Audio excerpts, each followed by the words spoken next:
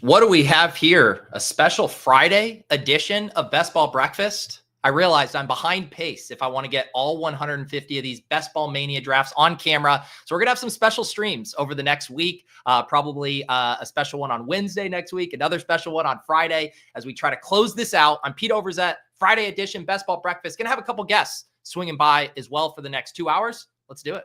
It really isn't that hard, guys. You just go top two, win it, win it. Okay, I think we can be done here at running back. You only have 3 running backs. This roster is littered with game theory, arbitrage, exploits, and theoretic reasoning. Bro, light mode, my eyes, dude. I don't know. I prefer that move more in a time box contest. Bro, have you ever scrolled so far down that, like, there's no more names, bro? Don't do drugs, kids. Draft and drive instead. You can't have it both ways, dude. Quid pro quo. All right. What is up? What is up? How are we doing? How we doing? Normally on Fridays, I'm watching April. But we had some extra help around this week. And so I thought, you know what? Let's get 4 more drafts in here. We are already off to the races. I am drafting from the 111 here. The 111. Going to try to squeeze in 4 drafts this morning. So we'll be rolling quickly here. I believe this is, let me see what number draft this is. I think this is 121. So I think we have 30 drafts that I'm going to try to get in on stream in the next week. Oh my God. But it is what it is. It has to be done. I'm this far as getting these all on camera. I didn't set out to stream all 150 on camera. It just kind of happened. And at this point, I'm like, it would be a shame not to. So yeah, this will be my 121st here draft. And this was my draft from the Bash the other day. But yeah, let me get the overlay going. Number 121. And checking in on the chat. Such a breakfast treat. It feels like brunch. Hell yeah. Hell yeah. All right. We are on the clock at 111. Both Malik Neighbors and Puka. I got 11.7% Neighbors, 10.8% Puka.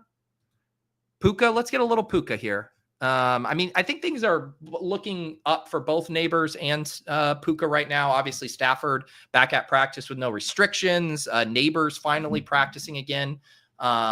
Like both of those guys, but we will start with a wide receiver here. Let's see. How's our board looking here? I guess you can't really see my picks over here, so we might have to get this going. Looks like the answer to Malik or Puka is both. Let's just do both. If Malik is going to come back, we're going to take Puka and Malik. And dare I say, just a little Friday morning. Ow! Here we go. Off to the races.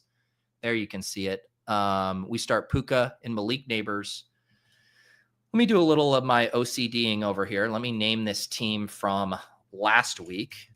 This was the team I drafted. If you guys missed it on Best Ball Bash, what date would that have been? Today's the 22nd, so that would have been the 20th. With Chris, who exclusively plays cash game DFS. Or cash game best ball. He's a cash game bro in DFS and in best ball. Doesn't play any tournaments. And he was my guest for the Bash. We actually drafted a pretty good team, if I say so myself. Let's see this. Bash with Chris. And this was a 267. I can't fit it in there. Whatever. So there we go. 120 there. Let me check in on the chat. How are we doing? Who's your number 1 target the rest of the way with your last 30 drafts? That's fun. That's a fun question because I have some short lists. I guess I would kind of cheat and say there's like a bucket of guys that I hadn't been drafting for most of the summer, primarily rookies that I'm moving on. Trying to get more Torrey Horton, didn't draft a lot of him, trying to get a lot of Ollie Gordon, didn't have a ton of him. Keaton Mitchell is another guy. Not that he is kind of coming out of nowhere, but I wasn't clicking him much early on. Sean has definitely gotten me really hyped on Keaton Mitchell. We drafted him in our main event draft last night. So Keaton Mitchell's a guy. The Broncos wide receivers, both Franklin and Pat Bryant, that's kind of some of my short list right now. GM. Very good question. When Best Ball Bro 2025 edition? I actually just saw a rough cut right before I came on air. The plan is at the end of Best Ball Breakfast on Monday. It's going to be a big stream. Going to have multiple guests in addition to Leone and Crane. We're going to have Jason Moore from the Fantasy Footballers and JM to Win, both coming by for drafts. After that, I'm thinking like 2:30 p.m., 2:45 p.m. on Monday, we will have a live premiere of the Best Ball Bros video. So that will be a very exciting time. I can't wait for you guys to see this. So yes, Monday afternoon is the answer to that question. Has Bill moved up to the 1-2 turn yet? Not that I've seen, but he is pretty pricey these days. Very hard to get old Bill as all the seals kind of elbow each other to get him the quickest. What's up, Ben? I saw your comment on the randomizer video. Really appreciated that, and super sorry for your loss. And thank you for the memberships. That's very nice. I know you're going through a lot right now based on the comment I saw. So hope you're doing well. Hopefully your family and everybody is hanging in there, and very much appreciate that. All right, we are back on the clock here. We start Puka and Malik Neighbors here. Let's see. I have been doing a lot of Jaden Daniels, been trying to get more of him. Let's grab Jaden Daniels here first, and we'll see what comes back to us in the fourth. Puka, Neighbors, Jaden Daniels to start. Have definitely been playing this third round through, the elite QBs more and more. I like it when I'm able to get like Daniels and Kittle. Kittle goes here before. The 12-hole double taps that. I'm going to go ahead and grab, Garrett Wilson is the major faller here, so maybe we just stack the fallers. I am really tempted to take Ted Arroyo as well, but considering I might accidentally slip up and not say his full name, we'll go with the safer value hound here of Garrett Wilson. So based on ADPs, should be pretty tough to get this trio of Puka, Neighbors, and Garrett Wilson. Not always getting Garrett Wilson to fall back in a range where you could pair those guys. And then we also sneak in Jaden Daniels here. I appreciate all these PSAs and announcements. Trevor asking, when do we find out about the Shipcast? I literally this morning just recorded voiceover for a little promo video to announce what the deal is going to be with the Shipcast this year. I think we will announce that like Thursday night, a week from yesterday when we do the Crack Rock stream. Heading into Labor Day weekend, I'll let you guys know the plan for 2025 in-season Shipcast. I feel like I'm just announcements on announcements. I've also been teasing Tuesday, really big announcement in conjunction with the Badge Bros. We'll debut that announcement on Off and On the Clock. It's something we've been collaborating on for a long time, and now it's finally ready to share with you all. So, man, we are busy right now. I've never been so busy with how many projects, how many things I am juggling, but it feels good. It feels good. We're playing fantasy football. We're having fun. And we're getting geared up for the season. Best Ball Breakfast over Miss Rachel this morning. Buddy's first word is going to be the dipperito. There you go. There you go. I know. April's still obsessed with Miss Rachel. I don't know how long I could get her watching an episode of a Best Ball Draft, though. Am I worried about Jaden's lack of weapons? Nah.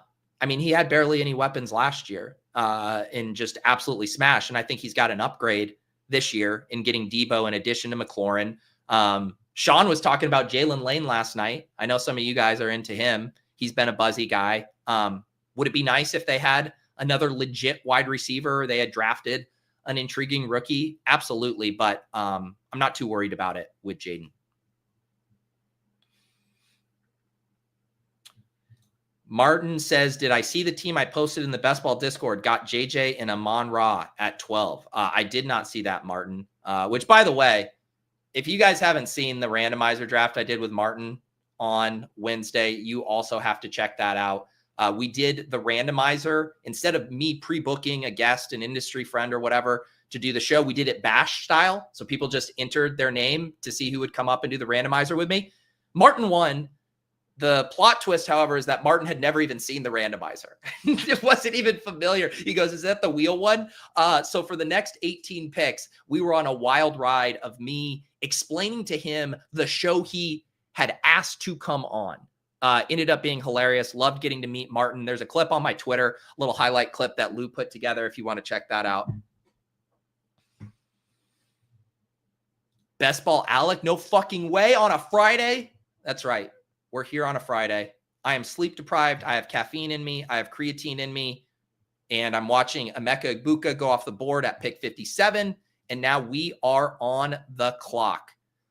Let's see here. Let's grab RJ Harvey as kind of our anchor running back here in the 5th.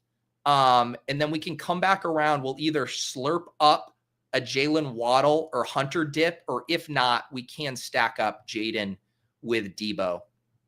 I have been doing a lot more extreme 0 RB builds. Obviously the one I did with Sean over on the Deposit Kingdom channel, which you guys should go check out. That video is getting lots of love. People really enjoyed that. But I do also like, if I'm able to get RJ Harvey in the late 5th, I am going to kind of break my my current obsession with these 0 RB builds. Let's see here. Jaden Waddle or Travis Hunter. Let's get Jalen Waddle. We're directly even with the field on him, 8.1%, but he falls here to pick 62. And I still think, like, if we're worried about all of the tomfoolery with Tyreek Hill, and if things go south or that situation's combustible, like Jalen Waddle in the early 6th is going to look pretty nice. So we start Puka, Malik Neighbors, Jaden Daniels, Garrett Wilson, RJ Harvey, Jalen Waddle. Feels wonderful drafting teams on a Friday morning with you all. 57 is late for Egbuka. Yeah. Anthony says we can now do AI summaries of your drafts to find out how often you slurp the dipperino. Yes. Any insights, habits, tells, leaks in my game that you can glean from our AI overlords, please do send those my way. Matt says, I've been doing a ton of 0 RB builds lately. Why is that feeling better at this point of the draft season? I think there's a really concrete reason why that's feeling better.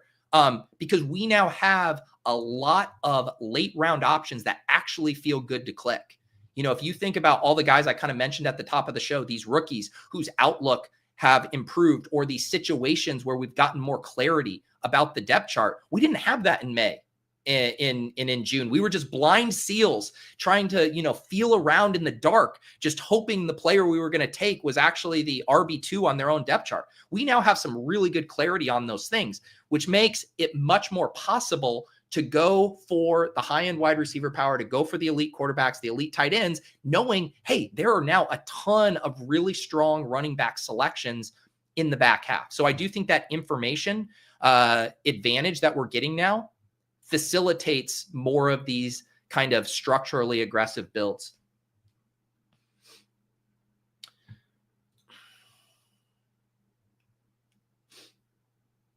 What is worse, sniping an unstacked quarterback or an auto drafter spot before you slurping up all the great ADP value? Definitely the auto drafter getting ADP value. Because it's like, if someone's doing an unstacked QB and sniping, they're making their team worse. They are probably punting it off in other rooms. Like we want those people. We want bad drafters in our rooms. But the ADP value scooper, it's like they're being rewarded for not being there. And that's frustrating. That's frustrating. I can always build out another stack. I can always take Daniel Jones and Adonai Mitchell at the end of the draft. But stealing my slurps, snaking me on the dipperinos, harshing my mellow by beating me to the punch on my value? No. I can't stand for that. I can't stand for that. All right. I've been up for a long time this morning, so I've already drank a lot of coffee, but I did save a little bit of a coffee pour for you guys, because I was like, what would a breast ball breakfast be without a coffee pour? So after we navigate this turn here at the 7-8, we will get the coffee going. Puka Malik Neighbors, Jaden Daniels, Garrett Wilson, RJ Harvey, and Jalen Waddle. None of the fun wide receivers really coming back here. Rashee Rice falls to pick 66. Golden goes pick 68. We're about to be back on the clock. Man, this Tyler Warren steam is going crazy. But guess what? If we're taking Tyler Warren over Jalen Warren right now, or Sam Laporta, I will slurp that up. I'm going to slurp that Sam Laporta dipperino here at pick 83. We also took Laporta on our main event team last night with Sean. I do think Tyler Warren's a really exciting player. I don't know if I can go as far as clicking him over Sam Laporta right now. So we'll continue to value hound, guys. Pretty much a value hound on every pick except Daniels and Harvey and Puka. So yeah, Neighbors slide, Garrett Wilson slide, Waddle slide, Sam Laporta slide. What do we want to do here with this next pick? Mason, Warren, Tracy are here. We could get some more Mason. You know, actually, who I've been trying to get more. This is another good one. I've been trying to get some more Keon Coleman. You know, Leone's been selling me on it, talking about the gap between Coleman and Pearsall's ADP not making a ton of sense. I also keep coming back to this piece that Blair Andrews did last year on RotoViz, where he was looking at year 1 and year 2 wide receiver breakouts, and especially how much age is an indicator for these breakouts. And the 3 rookies who were included in it were Malik Neighbors, Keon Coleman, and at the time it was Troy Franklin and Xavier Worthy. Those were the 4 young rookies there. And it kind of masks a little bit how much more room they have to grow when you are a younger rookie, when you come into the league like that. So when you couple that with Keon Coleman dealing with that injury last year that Leone's been highlighting, you have the Shakir kind of uncertainty with if he's going to be full health. I think Coleman's a fun bet to mix in here in this range, and a guy that I'm trying to catch up on a little bit, especially as the Pearsall price gets incredibly frothy, can get some Keon Coleman here. So we go Puka, Neighbors, Daniels, Garrett Wilson, RJ Harvey, Jalen Waddle, Sam Laporta, and Keon Coleman to start. Matt likes the Coleman here. He said Rich was talking him up. That's good to hear. I did kind of say breast. By the way, I think Tyler is going to join us here for another draft in about 15 minutes. We'll have Erik Beimfohr swinging by in a little bit as well. We got Kyle here with the super chat. Thank you, Kyle Zoof. Epic last name, Zoof. Been grinding the correlations all offseason, but I have my redraft home league tonight. Any transferable knowledge from the best ball streets? I'll ask a follow-up question. What platform is your draft on tonight? Because I do think that's the biggest thing to know, is just where are the default ADPs. You can work under the assumption that your idiot league mates are going to be mostly drafting off of either a printed out cheat sheet or just the ADPs in the applet. So knowing where the extreme values are on that specific app is very helpful. You can also go to the Fantasy Life and you can look at ADPs across the entire board, which I find to be very helpful as well, because then you can kind of benchmark which players are going really late in different spots. So like if you're on ESPN here, like I was looking at this for the newsletter this morning where Chris Godwin was going. So like Godwin goes at pick 102 on ESPN, and you can see here he's going a lot earlier on some of these other sites. So you can kind of arbitrage it, find the prices you like. But that's what I would mainly do, is go scope through ADPs and figure out where your targets are relative to where they're going in the default applet. All right, I think I promised a coffee pour and have not delivered yet. So let's get one in here. And here you go. For the Bill fans, Mr. Bill went at 7-7. I think we might have had our jump the shark moment if Bill is going ahead of David Montgomery. I think in the best case scenario, Bill is David Montgomery on the Lions. Gets all the goal line carries in somewhat of a 50-50 split with another back. We cannot take Bill over David Montgomery. That's a jump the shark moment. And now I'm back on the clock before even pouring my coffee. Speaking of Godwin, I have been okay slurping up this dipperino, especially when I have 5 early wide receivers. We did get the news yesterday. Godwin is not going to open up the season on PUP. It sounds like he's still going to miss about a month, but very encouraging that they're not putting him on there. He's going to be able to return to practice and start ramping up there. So as my wide receiver 6 on a team where I'm loaded up top with Puka, Neighbors, Wilson, Waddle, Coleman, I like Godwin as my 6th wide receiver there. And I can pretty much tab off of wide receiver now. I'm trying to think if there's anything I want to do quarterback wise here. I think we could do Fields or we could grab ETN. Let's do Fields. I feel like Daniels Fields is really fun. I prefer to kind of sidestep this running back range right now. ETN's fine. I'm slightly above weight on him at 9%. But this will be one of those teams where we can now click off quarterback. We click off wide receiver, and we're going to just be ripping running backs and a tight end or two the rest of the way. Bill derangement syndrome. Yes, the big, beautiful Bill is out of control. It's out of control. All right, time for coffee. It's going to be a sad pour. There's not much left in here.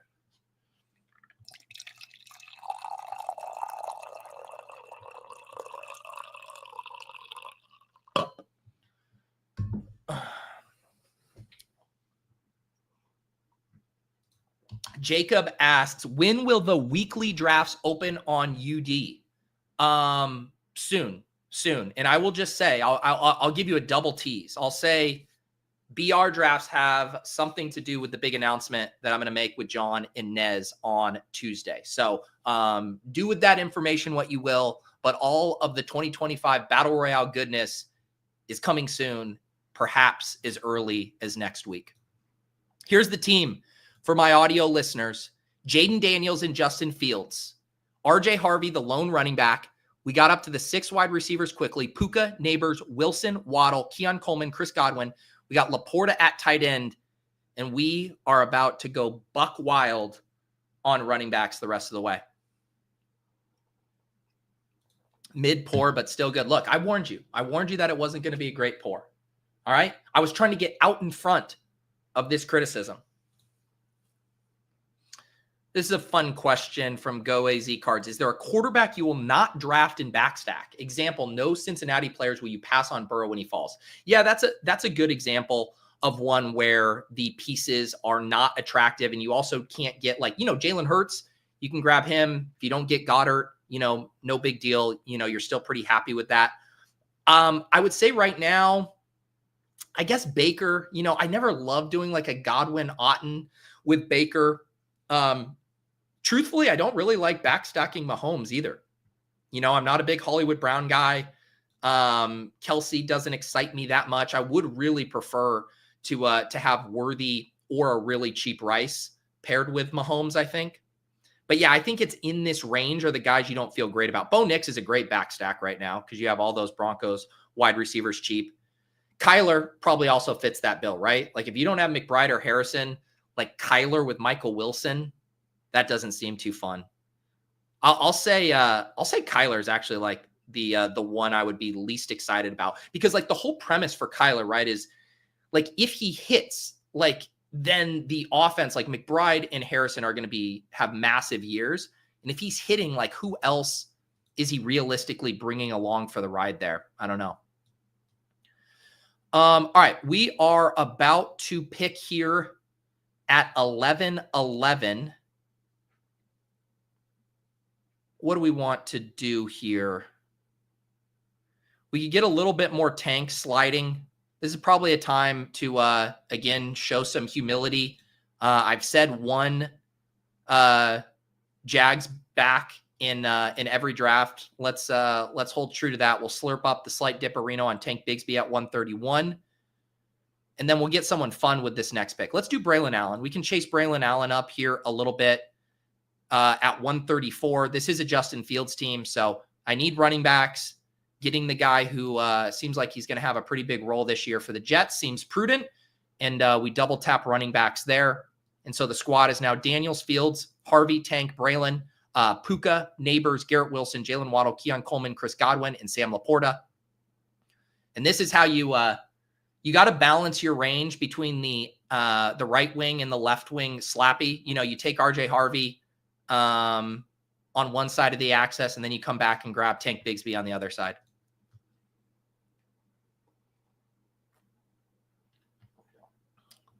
Aaron says, am I still planning to do a few lineups on DraftKings each week this year? Yeah. Yeah, we'll have the typical Monday morning portfolio review. I will have the crams on Sunday mornings.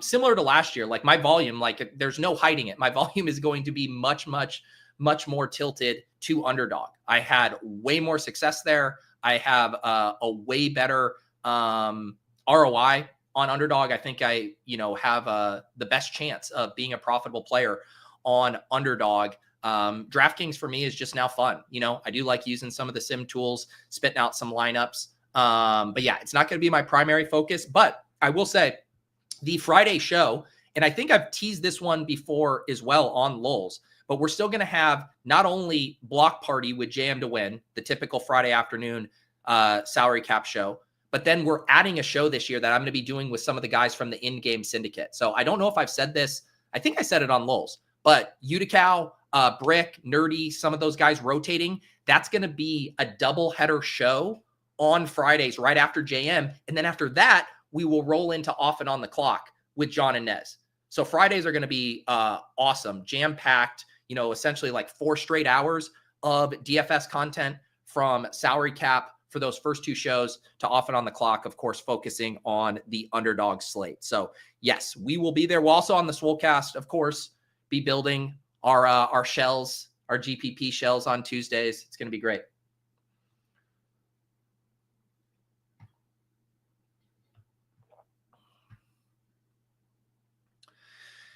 Mike, always coming in with the thoughtful questions. What are your biggest takeaways, greatest lessons learned at this point in the draft season? I mean, I do think it kind of dovetails with what I was talking about, with now being the time to be aggressive on these rookies, on these players that we have new information on. And I think the hardest thing when you draft all summer long is getting impatient, getting bored, wanting to do things out of boredom and just seeking variety at times when it's not actually optimal to do so. So, when the contests open and you rip off your first 15 drafts and then you're like, yeah, I want to start, scrolling and showing off my big, beautiful best ball brain by taking these randos in May. And it's like, you're probably taking a zero. You're probably taking on too much unnecessary risk. And so to me, the biggest takeaway is don't get bored, stay hyper-focused on building the best possible teams for the moment that we're in right now. And last year on the Deposit Kingdom, I made that video on Best Ball Mania strategy, and I segmented it by month, essentially by these different drafting windows. And so that to me kind of remains my takeaway of being very reactive when you're in these non-time boxed contests to what the strength of drafting at that time is. All right, we're back on the clock here. What running backs? We'll go ahead and grab, let's lock up Zach Ertz. I don't think the drafter behind me, I don't think he's going to take a 4th tight end. Let's get a running back I like first. I continue to grab a ton of Shipley. Let's grab Shipley here. I would be stunned if he took Zach Ertz as his tight end 4. So we could grab Zach Ertz stacked up with Jaden Daniels here coming back. I think you could also make the case to go double running back here and keep building out that room, but still needing the tight end 2 and having Jaden Daniels as the stack just seems too easy there. So we'll grab Laporta or pair Ertz there with Laporta. And now we have a 2-4-6-2, Daniels, Fields, RJ Harvey, Tank Bigsby, Braylon Allen, Will Shipley, Puka, Neighbors, Garrett Wilson, Jalen Waddle, Keon Coleman, Chris Godwin. Where did Eckler go in this one? Man, I just missed Eckler. This is an insane price on Eckler, by the way. Eckler should not be going at 153. He should not be going at 153. And again, I love Keaton Mitchell, but Keaton Mitchell shouldn't be going ahead of Austin Eckler. I can't believe I almost missed out on Eckler there. Eckler on a Daniels team at 155 would have been glorious.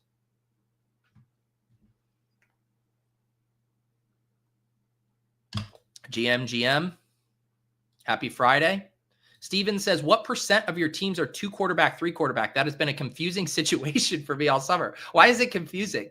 I would like to say that I don't pigeonhole myself into one or the other. One thing you can notice just as we scroll through these, like look at this chunk. And this, again, dovetails with that thing of building teams for the specific time. Early on in the offseason, when I didn't like the late round options as much, I was defaulting to that 3rd quarterback way more. You see here 3, 3, 3, 2, 3, 2, 2, 2, 3, 3, 3. But now lately, look at all these recent ones. 2, 2, 3, 2, 2, 3, 2, 2. Like it shifted. I'm way more 2 quarterback build, partly because I am doing way more elite quarterback. So that is, freeing up an additional roster spot not to spend on a 3rd quarterback. But yeah, I would say I was very 3 quarterback heavy early. And now I've kind of barbelled it, and I'm going to be a little bit more 2 quarterback heavy here in the back half.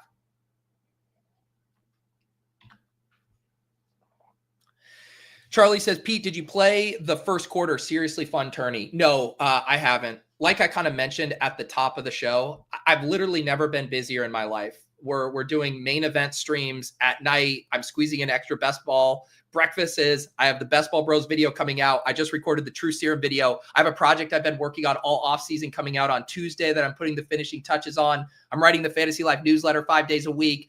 I put out the P.O. Box newsletter this morning. I wrote 2 articles for Fantasy Life.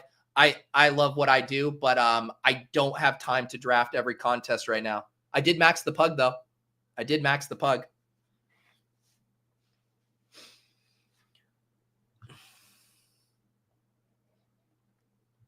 Who is this person in the chat that keeps asking about Jake Bobo? Someone asked me, I see Jake Bobo every single Best Ball breakfast.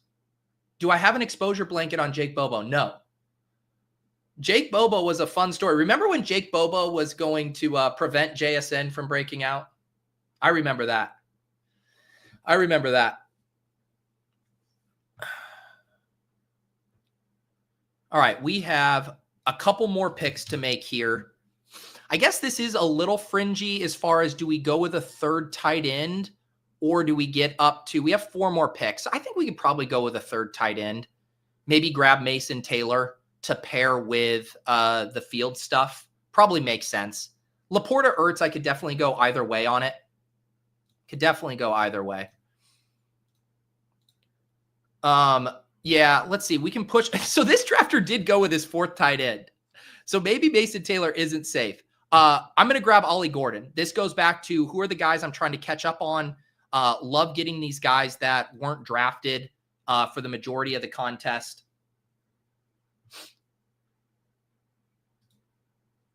And I also just hopped in the next draft. Tyler, if you want to hop on here, I did just hop in that one. It's snap filled. I'm still tipping you guys off in the Discord when I am on the clock or hopping in these drafts, but that one's snap filled.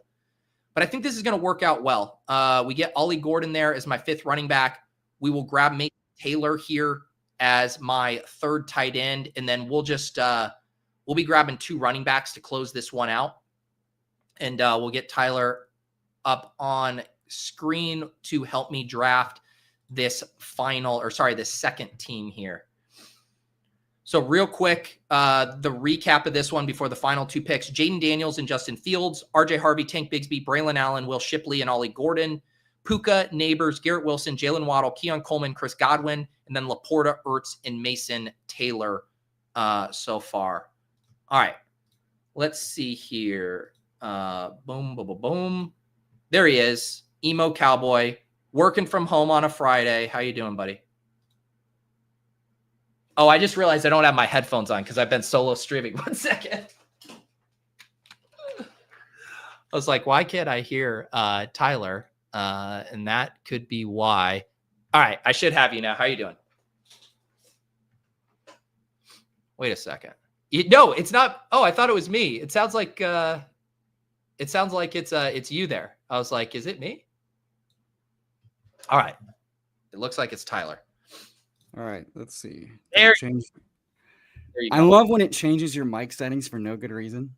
Hang on, Tyler. We did just get auto drafted CeeDee Lamb as we dealt with that, but we will. Oh no! What a great pick! I'm so upset.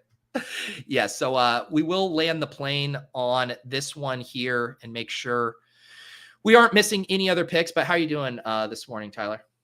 Doing well, Pete. It's a Friday. I finally have a Friday that's not just a hell day from work.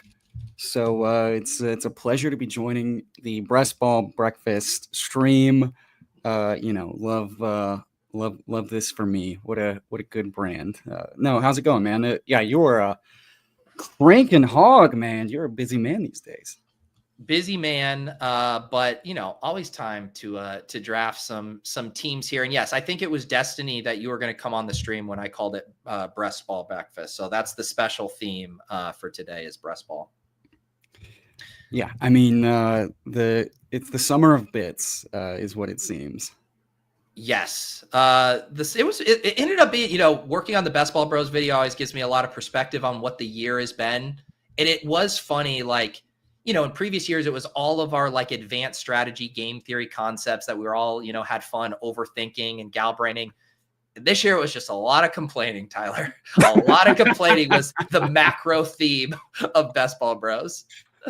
As a noted complainer, it was fun and then it wasn't. So yeah, there was so much complaining. Even I wasn't enjoying it anymore. That was I think we hit the top of Reno on Best Ball complaints.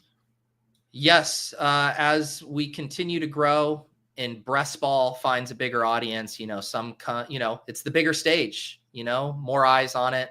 Everybody's got to elevate their game. All right, Tyler, we're going to be juggling two picks here. At 2-9, we start CeeDee Lamb. Are you slurping up the Achane Dipperino here? And then I'm going to queue up a couple of 0 RB flyers over here. Yeah, it feels like you kind of have to. It doesn't feel good for a running back nursing a calf injury late in the season after the CMC stuff, but it seems like a one-off type of thing. And just for the leverage on the field, I feel like you got to kind of do it. Yeah, he does come all the way back. This is the exact start we did with Sean last night on the main event, the Lamb Achane, which feels pretty good there. There you go. Achane's on the Lamb. Hope his calf is okay. All right, help me choose some 0 RB darts here. I put Brooks, Giddens, Monangai, and Roshan in the queue. We're going to grab 2 of these guys. It's probably Giddens and Monangai or Giddens and Roshan, depending on how you're reading the Chicago stuff. If you want to be full slap, you go Monangai. If you want to be a little prudent, you go Roshan. Taj is getting some nice reviews, but it's always like after they mention P. Ryan. Is like the check down guy, so he's full contingent. So I think you just take shots on high value backfields that have paths to mattering sooner than later, in my humble opinion. Yeah, Giddens is such a clean bet. I'll recap that team. We're on the clock here, Tyler, in our draft. Achane, Lamb. It's like Tyreek Hill, the elite quarterbacks. Let's just grab JSN. Yeah, I'm JSN over most of these chuckles. So now we're 3 for 3. I don't know if you got to watch the ship chasing stream last night. But it's on my list to finish. Yeah, this is hilarious. Right. I do love that start though. Achane, Lamb, JSN. I've also been kind of, I've been going elite quarterback a lot there, but the wide receiver that I do want to take there is JSN right now. Have you? Are you just getting more excited about his role this year as well? No, it's just like my dumbass ranks. I've been low on Marv and Hill since January, since February, since March. I think Dolphins have high implosion risk with the line, with Tyreek. Like last year, it wasn't just like the line and Tua. Something was wrong with Tyreek, and so I'm kind of with Jacob where I'm not really chasing older receivers that are staying in the same system that are having weird downturns. And I'm also adjusting for the Antonio Brown correlation of if you look like you're out of your mind and you're kind of disconnecting from football, then I don't want to it's just a lot of risk to take on. Whereas I can just invest in a year 3 player who, fantasy points scored are one of the best predictors of future production. He looked like he was popping off in a really big way. He's got a runway to actually matter for all 4 quarters of a game instead of just a second half merchant. The Clint Kubiak vertical offense is appealing. If Kupp has downturn, he becomes the Garrett Wilson bet of all the targets go to him, except the passer isn't kind of incompetent. So it's just one of those things where I think of like the median and the upside, and the floor is that Darnold is really, really bad. The Seattle offense is really, really bad. But the Seattle offense has kind of been mediocre as a passing attack the last couple of years, and he's still been really exciting. So to me, it feels like a nice melding of floor and ceiling, where also you're not, he's been living in this range from like the 2-3 turn to like the end of the third. So he feels like a guy that you scoop for the ceiling, and famously Carolina's defense is ass water. So week 17 could be, you're hoping any guys facing these really bad defenses are on your roster in the final. So it's all those things I'm looking at. Yep. Yeah. I think he definitely emerges there, at least around these other guys. All right. So we have Achane, CeeDee Lamb, JSN. We're about to pick at 4-9. Are they going to let Daniels fall to us? Slam? Pete, I on my channel like to do a little when we get a nice dipperino. So I'm hitting the nut button when we get a dip that also correlates. Super exciting for us, Pete. Love that for us. I love it. Yeah, I don't have a button, but just know that I am nutting underneath the desk right now after getting Jane Daniels at 45 in this economy. Jane Daniels at 45. Where are the defenders, Pete? The defenders have lost their zeal. They've lost their strength. They are not holding the line. They couldn't last. Their stamina wasn't good enough to hold up to the Snapperinos. I know that the thing, if you're trying to do the McLaurin Daniels thing, I think you take Daniels first, because McLaurin is the guy that actually could maybe fall back to the mid-fifth in some. I mean, he has fallen into the fifth a couple of times. Daniels, I've seen him fall into the fifth once in 6 months drafting. Yeah. All right. Lamb, Achane, JSN, Daniels here. What about Breece Hall? You slurping that dipperino? Because it looks like he's going to come to us. I wasn't. The funniest thing is I was getting ridiculed in the ship chasing Discord back in February for being like, Breece feels like a bad 3rd round pick. Are we not? And then now it's like, I guess it's either him or RJ Harvey for me, as far as like, I'd rather chase the riser than the faller, quite frankly. Yeah. But the smart people are telling me Breece is still a good pick. So it's between those two, Pete. I'll let you decide. I honestly was going to go click Harvey. I did a slight tiebreaker because they both had the week 12 buys there to grab Breece Hall, and just the uniqueness too. I think of Daniels, Achane, Breece, Lamb is pretty mega unique at that side of the board. That's the toughest thing for me this time of year is like the risers never rise far enough. The fallers never fall enough, but risers and fallers aren't all made the same. Some steam is more actionable than others. Some FUD is more actionable than others. And so I'm lost in this like tough situation where it's like players I don't have a hard stance on being super, super good picks or super, super bad picks. Breece is kind of like, I see the upside. I see the downside. Am I a donkey for taking the fall? Like, am I catching the falling knife, or am I getting the uniqueness of buying the dip? And in this case, I'm inclined to think middle it, just because the Harvey bet hasn't really changed. We just feel a little bit cozier about it because of the preseason stuff with a guy who admitted both weeks, hey, I'm just playing who I play and we'll figure it out. What you're seeing isn't what we're really going to do. Peyton loves to mess with people like that. So it's like, I don't think the Harvey bet's kind of similar to the Henderson bet. I don't think those things have changed. We are just buying more into it for confidence. Whereas the Breece Hall thing, I think the worries I had we're getting a little inkling of, but that doesn't mean that's how it's going to stick full season. And if it was injury, if it was like an injury fall, I'd be more worried. So that's where I'm like, I was buying Breece for like 2 months because people convinced me I was dumb and I was wrong. And now he's falling. And now I'm like, well, I see no reason not to buy him in the 5th if I'm going to get a discount on those concerns, because how much different is Breece as a pass catching back in a committee different from RJ Harvey as a pass catching back on a committee, besides the quality of the offense? And we know that like one of these guys can consolidate a lot of work. The other one we're hoping does. So I think the Breece click there made a lot of sense.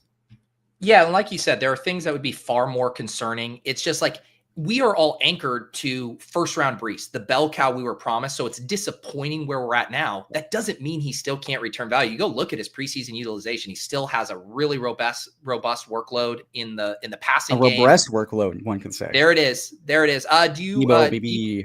Yes. Okay. I'm so glad you. Will you let me indulge once more, Pete? Yes. Double value nut. value. Come on. Look at that. Deebo Samuel comes back to us at pick 69. Real quick, so I can put a bow on this first team. Double Daniels day, dare I say double D day here on the channel. Jaden Daniels, Justin Fields at quarterback. RJ Harvey, Tank Bigsby, Braylon Allen, Will Shipley, Ollie Gordon, DJ Giddens, and Kyle Monungai at running back. Puka, Neighbors, Wilson, Waddle, Coleman, Godwin, the wide receivers, Laporta, Ertz, Mason Taylor. Like that team as well, and cooking up a banger here with Tyler, Daniels, Achane, Brees, CeeDee Lamb, JSN, and Fat Debo, who says he has 8% body fat. I still don't know whether I believe him on that, but we drafted. He's 8% body fat, like I'm 5% body fat. I was like, we won't make you show the receipts on that one, Debo. I have receipts of my 7% body fat to all the haters and losers, but yeah, I don't think Debo's there. There you go. Okay, we're about to pick at 7-4 here. I hate this range of the draft these days, man. Yes. Yeah, this is not a fun one if you don't have like a quarterback. I've been fine with Laporta, also good with Montgomery. If you don't like, Judy goes, so we don't even have to have that conversation. Yeah, I'm inclined to either take Laporta or Aaron Jones and just play the flex through a running back. What would you rather do here? Let's see here. I kind of have been liking these Laporta angles. Yeah. It kind of gives you that nice flexibility. Like if we get a faller, in the Ferguson, Goddard or whatever, like we could shut it down. I just did the one where I did like Laporta, Ertz, and Mason Taylor. So I kind of like that flexibility. Yeah. It seemed like the Laporta injury was not severe at all, according to Dan Campbell. You're getting access to the Lions pass like offense. We know contingent value. If any one of these guys goes down, it consolidates more around the other guys. We know he's got really high touchdown upside. We want access to that Minnesota-Detroit finals game. And, is it my favorite price in the world? No, but all those things in a flat tier like that. And when I consider that Jones was falling to like the 9-10 with all the Mason steam for like, a few weeks, Laporta's maybe fallen to the 7-8 turn, the lowest in BBM. So yeah, it feels like a eat your veggies type of guy. I probably still think Hawkinson's a better click straight up, but again, he's been going much later, more regularly, and so for all those reasons, it's a fine click. And then Pete, I just wanted to answer a question. You do like to talk about music on your channel every once in a while. I do. So Joey Chrysler was asking, am I a Bill Murray fan because of the Cranking Hog reference? And the answer is undoubtedly yes. Love Bill Murray. One of the most unique musicians and bands in the space. They do like Pete, for your information. I sorry if I'm talking to the choir. You're not mansplaining. I thought we were going to be talking about the legendary comedian Bill Murray, but this is the name is a reference to him. It's Bilmuri. It's like gent, funky hard rock with saxophone. It rocks. It slaps. It's fantastic. It truly genre fluid. Very, very fun. Also, Tyler would be very upset if I missed something like this. So it feels appropriate. I need to point out my guy, Mr. Mister here, had gifted a few memberships a few minutes back that I missed. Thank you, Mr. Mister. Appreciate you. If you received the membership via Mr. Mister, let him know. Thank you. And hop in the bash next week with your newfound membership. All right, Tyler, we are here. A couple of the quarterbacks, Higgins, Pittman, Godwin, Andrews. Easy smash. Who? Pittman. All right, let's do it. Spent all morning the Ship Chasing Discord. Shout out Ship Chasing. Talking about how he just seems really mispriced, and getting him at this price, and especially in a build where we're a little light on receiver through the first 7, feels great. Yeah, and I've been using this. I was clicking downs like the rest of the SEAL Team 6 over the course of the summer, but using this injury as an excuse to just get back on Pittman, and I'm inching up to about even with the field on him. How many inches away would you say you are? About a full 3.9, I think, away from getting there. It feels like you need an inch closer, Pete. We might. I would love to get that tip just to about 10% on Michael Pittman. All right, back on the clock here. Pretty gross range for running backs. Mahomes sliding a little bit. Receiver here. What do you think? Who do you feel less worse about, Godwin or Mooney or Cup? We either do the Seattle double. Let's do Godwin then. Yeah, I mean, I always appreciate your level of detail you get in on the injury stuff. Why don't you give the people how you're reading them not putting him on PUP and whether you're kind of interpreting that as good news or just kind of same old and just different reframing? It's like very plainly, it is worse than what we thought 2 months ago when he only had one surgery. He was on track, expected for week 1, expected within a week or 2 of training camp starting. It's like undoubtedly worse than that because we got information that he had a lot more damage than we thought back in June. And then he had to have a second procedure that was not just a cleanup procedure.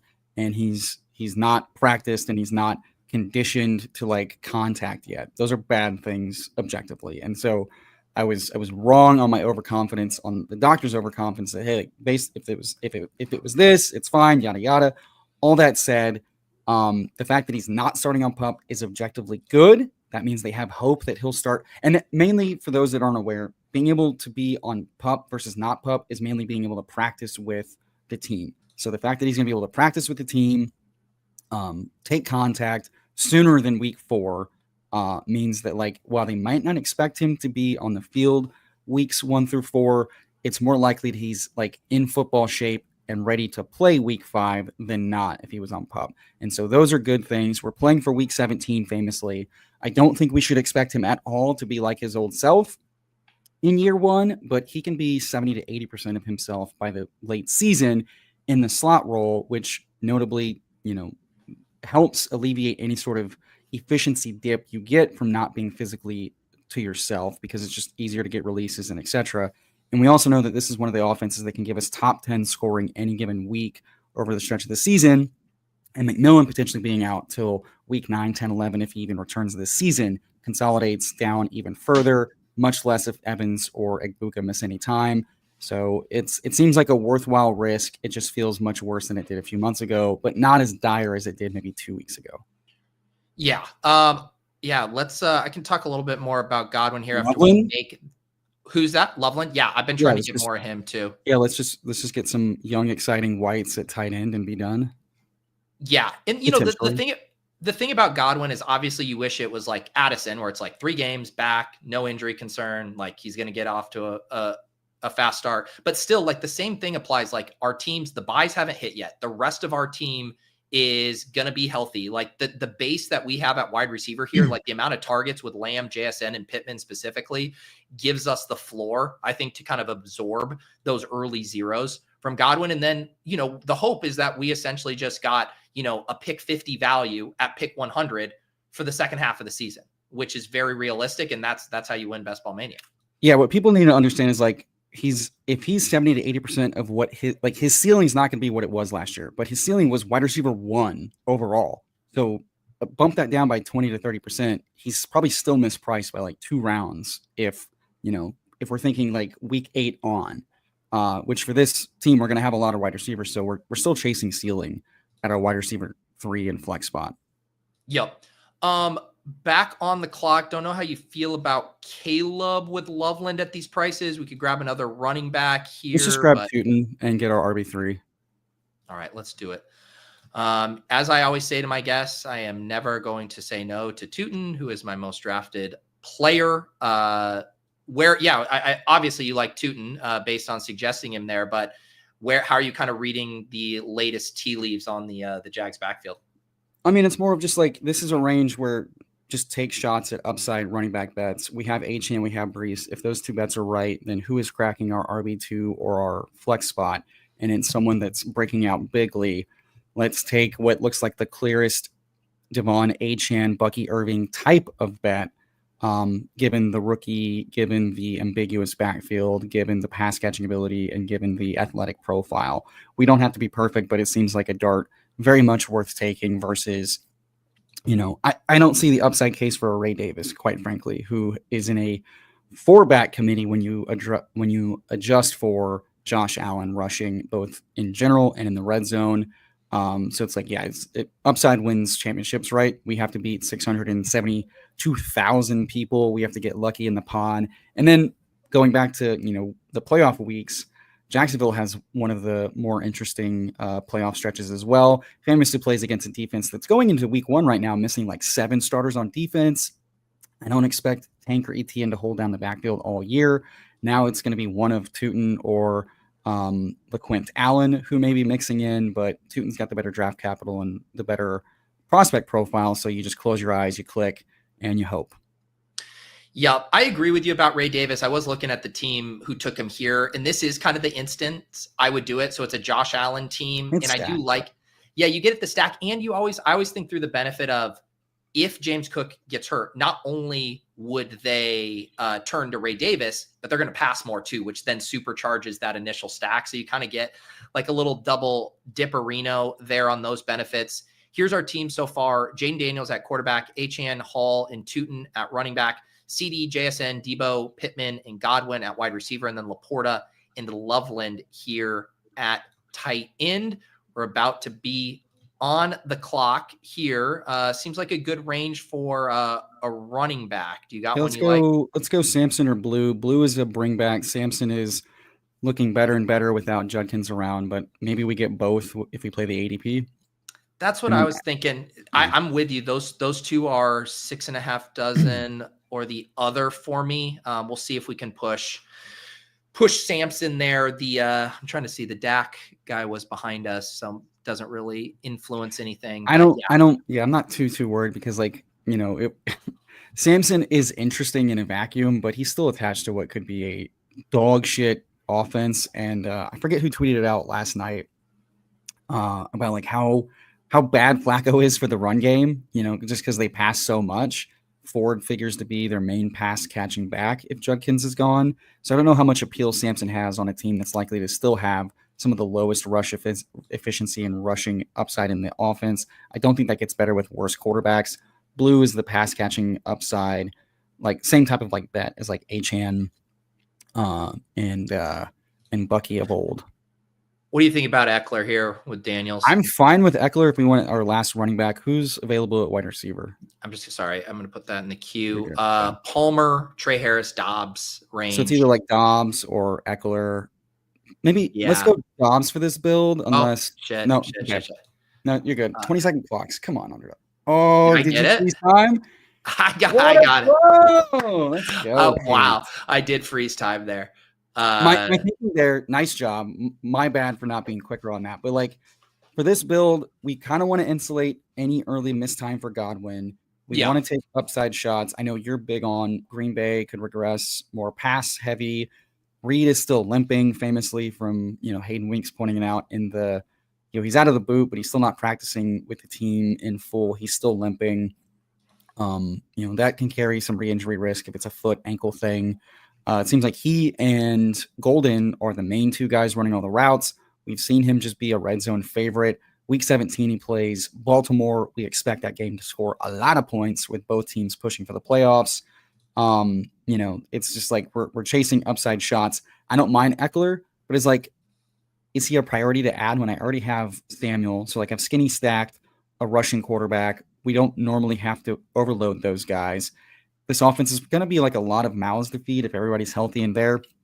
We have some really interesting late darts in the pass core to add to this team. And at running back, like what really is the value of Eckler over like Tootin, Blue, Hall, and Achane? It feels more like a median floor play than, a viable addition. Because I think Dubs and Tillman are like a very clear tier break of wide receiver. Where I don't want to touch wide receiver to like round 17 after those guys if I don't have to. Whereas running backs, there's still plenty of guys I would gladly click in the next 2 rounds. I agree with everything you said there, and you actually convinced me. Like I was kind of heartbroken, not because I just think objectively Eckler in a vacuum value is like way better than 146, and then you layer on the Daniels. But everything you said makes sense with the running back team we have. And I also will admit I am very, I'm in 75 eliminator slow drafts right now. And I'm very like Eckler is just like the smash of all smashes in that right now, where he's like underpriced, week 12 buy, fast start, seen his outlook improve. So I'm just like click. But I completely agree. The Dobbs addition there to buoy Godwin and allow us to take a higher upside swing at running back works for me. We could do the stack with Ertz. There's, we're down into the running back flyer territory here. What do you think? Let's grab Shipley and then let's see what happens, because we don't have to we don't have to grab a tight end, but this also feels like a tier break at running back. And now we can just decide how we want to finish out this team at quarterback, tight end, wide receiver. If Ertz is still available, I'm not going to say no to that because we're shooting at darts to get touchdowns that are very volatile at tight end, and we're probably only going 2 quarterback in this team anyway. So we'll have and you know, thinking through our quarterback options, I guess Darnold with JSN or Dimes with Pittman would be the candidates there. Yep, or naked dart. You know, don't be That's afraid. true. I know that's the one I did with Sean on the Deposit Kingdom video. I know it just feels like I'm a Sean clone this morning. Well, it's compared to. It's funny because it's like I do think, you know, if you would ask me about a month ago, I'd have been like set the line at like 8.5, 9.5 for when he takes over, and you know, you take Lamar and you're like, is he going to cover his week 7 bye? But now I feel like I think we're on track for him to cover the week 7 bye. Yeah. Yeah. So how would you want to do? When did this happen? Well, I mean, taking a 0 at quarterback is not ideal. I'm good with quarterback or tight end here. What do you think? Do you want to? Let's grab Ertz. The Sims would probably tell us get Daniels double stack because if we're only going 2 quarterback. It's funny actually. The Sims like the QB, but I know they do. But in my head, the Sims say, "Hey, take the stack," because so in my head, if you're only going 5 running backs, you're going to have an additional, at the other position. Do we need another tight end? No, but it stacks. It's us being able to consolidate touchdowns in 3 exciting offenses. Not exactly the most exciting white at tight end, but a very vintage pairing that could be the thing you really want at the end of it all. Famously facing off of Dallas, so buying more into that game feels fun. It certainly feels like Debo and Ertz could trade off for like PPR scammy type of role. So is it like a priority ad? No, but it is like it's a horizontal rate offense. If Daniels runs back a top 5 season, you want all of that. You're getting arbitrage Dalton Kincaid. If you look at the games last year, Zach Ertz famously was better than Kincaid on a down by down basis. And I would hope that injured Dalton Kincaid at 24 could keep up with 37-year-old Zach Ertz. That was not the case. So at this point, it's just chasing touchdowns and stacking up our guy. And I wouldn't be surprised if we still have the same quarterbacks available, given how much purple's on the other side of us. Yeah, and the other thing too, it's like, we spent, enough capital on Loveland that you could certainly justify a 2 quarterback or 2 tight end build, but it's also the most likely scenario that it takes him a while. He's still going to need to fully emerge past Cole Kmet. We're going to have to get this offense like when I click Loveland, like that's like a week 10 and on play for me, like that's how I'm thinking about him. So, I think using that as an opportunity to get the 3rd tight end and getting that stacked up makes sense. We got 3 more picks to land the plane here. For the audio listeners, we're still rocking Jaden Daniels at quarterback. We got Achane, Brees, Tootin, Jaden Blue, and Will Shipley at running back. CeeDee Lamb, JSN, Debo, Pittman, Godwin, Dobbs at wide receiver. Laporta, Loveland, and Ertz here. We do lose Sam Darnold, which is that a thing? So someone wanted to take Sam Darnold unstacked. Everybody should live and the Sims definitely told him to do that, Pete. I don't know about that if the Sims are telling you on unstacked with a Jalen Hurts and Michael Penix, but it is what it is. All right, we are on the clock here. We could have had Torrey Horton with our Darnold too, huh? We still can, Pete. There's nothing stopping us from taking an exciting rookie. Do you want to lock up? You want to do Horton? Play the Phantom stack? Let's grab Horton. Yeah, we're taking 2 shots. This is a fade Cooper Kupp team. This is a injured Cooper Kupp team, or this is a holy shit. All the pundits were wrong about Darnold 2 years in a row. He's just letting it fly. Horton's grabbing long touchdown passes. He's this offense is Jordan Addison, Pete, and my God. Seahawks Carolina just broke 70 combined points. You wanted every piece of this offense you could get. My God, Horton's running away with it. Jason's running away with it, and we'll grab whatever quarterback we want here. Yep. I think we're in good shape there. All the running backs going off the board anyways, which pairs well with us locking up Shipley earlier there. Pete, they're pointing out if we're fading Bobo, we're in trouble. How does this? I love how everybody has their own little personal brands within the chat. And this guy, Nick, really tried to make Jake Bobo his personal brand. Who do you prefer on this team, Dimes or Let's just Dart? grab Dimes because we do have him stacked, and in the event he does start a majority of the games or even in the finals, it's a good pick. Yep. Agreed. We'll grab Dimes there. Any wish list for this final pick? Because it is we're pretty balanced positionally. Yeah, I mean, this is where we get to decide: do we want the value of a third quarterback if like a Dart is there for just like playoff week leverage? Do we think it's probably an 8th receiver? Just shooting darts at the one of the more volatile positions that has ceiling but is the least predictable, and that's probably the answer. And so it's like a Jalen Lane to pair with Daniels. It's a A.D. Mitchell, if he's still available, to pair with Dimes for a double stack. It's a bring back on any of these guys. A Turperino, whatever. Those types of bet. Maybe even Tesla if we want to just headless golf stack. Lots of options to do here for our 8th receiver if that's where it's linking. Yeah, and before we figure this out, I'm going to be bringing on Erik Beimfohr right after you here. But let people know, Tyler, if they want to catch you over on Fantasy Sanctuary, what other stuff should people look out for from you? Yeah, like you said, Fantasy Sanctuary with my co-host Tom and Rich. We just had your boss, Matthew Berry, on. I saw that. That's awesome videos. A very, very cool moment there. Got a lot of awesome best ball, redraft, dynasty videos going on over on the Fantasy Sanctuary. You can catch me live this Sunday, sounds like, on Typhel Tower, much smaller channel with a couple of co-hosts you've seen, Best Ball Guy and PPR Tyler. And then also launched my first little merch in the space. Correlation is for Cucks. Oh, I saw that. Was that a JJ idea? Did I see? Yeah, so I just made the joke in JJ's chat, and he's like, and then his entire chat was like, this is a great shirt. If you make that shirt, we'll buy it. And as you know, very few people actually do that, but it's been fun. So if you want to check that out, I have it pinned on my Twitter at emo__cowboy. It is Emo's Best Ball Emporium on Shopify. If you want to grab a Correlation is for Cucks. I use the nice feeling t-shirts that Pete uses. So shout out there. This looks like a wide receiver pick A.D. to Mitchell, me. for sure, right? It's him or Coker. I know Gretsch loves him some Coke. Team. It is a correlation on the Seattle stuff, but I think A.D. Mitchell's ceiling is stupidly high, especially stacked up with Dimes here. Great stuff, Tyler. Thank you for hopping on and giving me some company here for this draft. We will see you around the Deposit Kingdom. Catch him on the Typhel Tower, the Fantasy Sanctuary. We'll see you next time, Tyler. Love you, Pete. Have a good one. All right. Peace. All right. Time to bring on to the stage my man, Erik Beimfohr. Every year we convene for an annual tradition of trying to recapture the magic of the team we drafted in Best Ball Mania 2 that finished top 10. Erik, how you doing, man?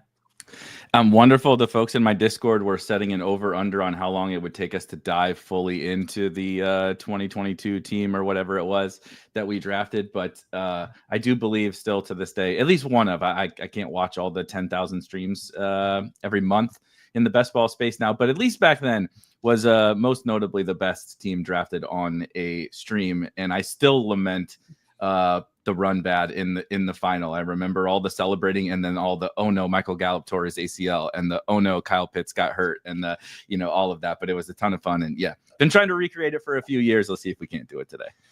It's so funny too, because of all the week 17 matchups, I still have the BBM2 ones like in my head, remembering that Cardinals Cowboys game. Cause I mean, we talked about it through the entire draft, which I don't think I remember like the BBM3 and BBM4 ones as much, but there's something about the BBM2 matchups where it's like, you remember, of course, the Amon Ra, Rashad Petty going back and forth. But yes, how has your summer been going?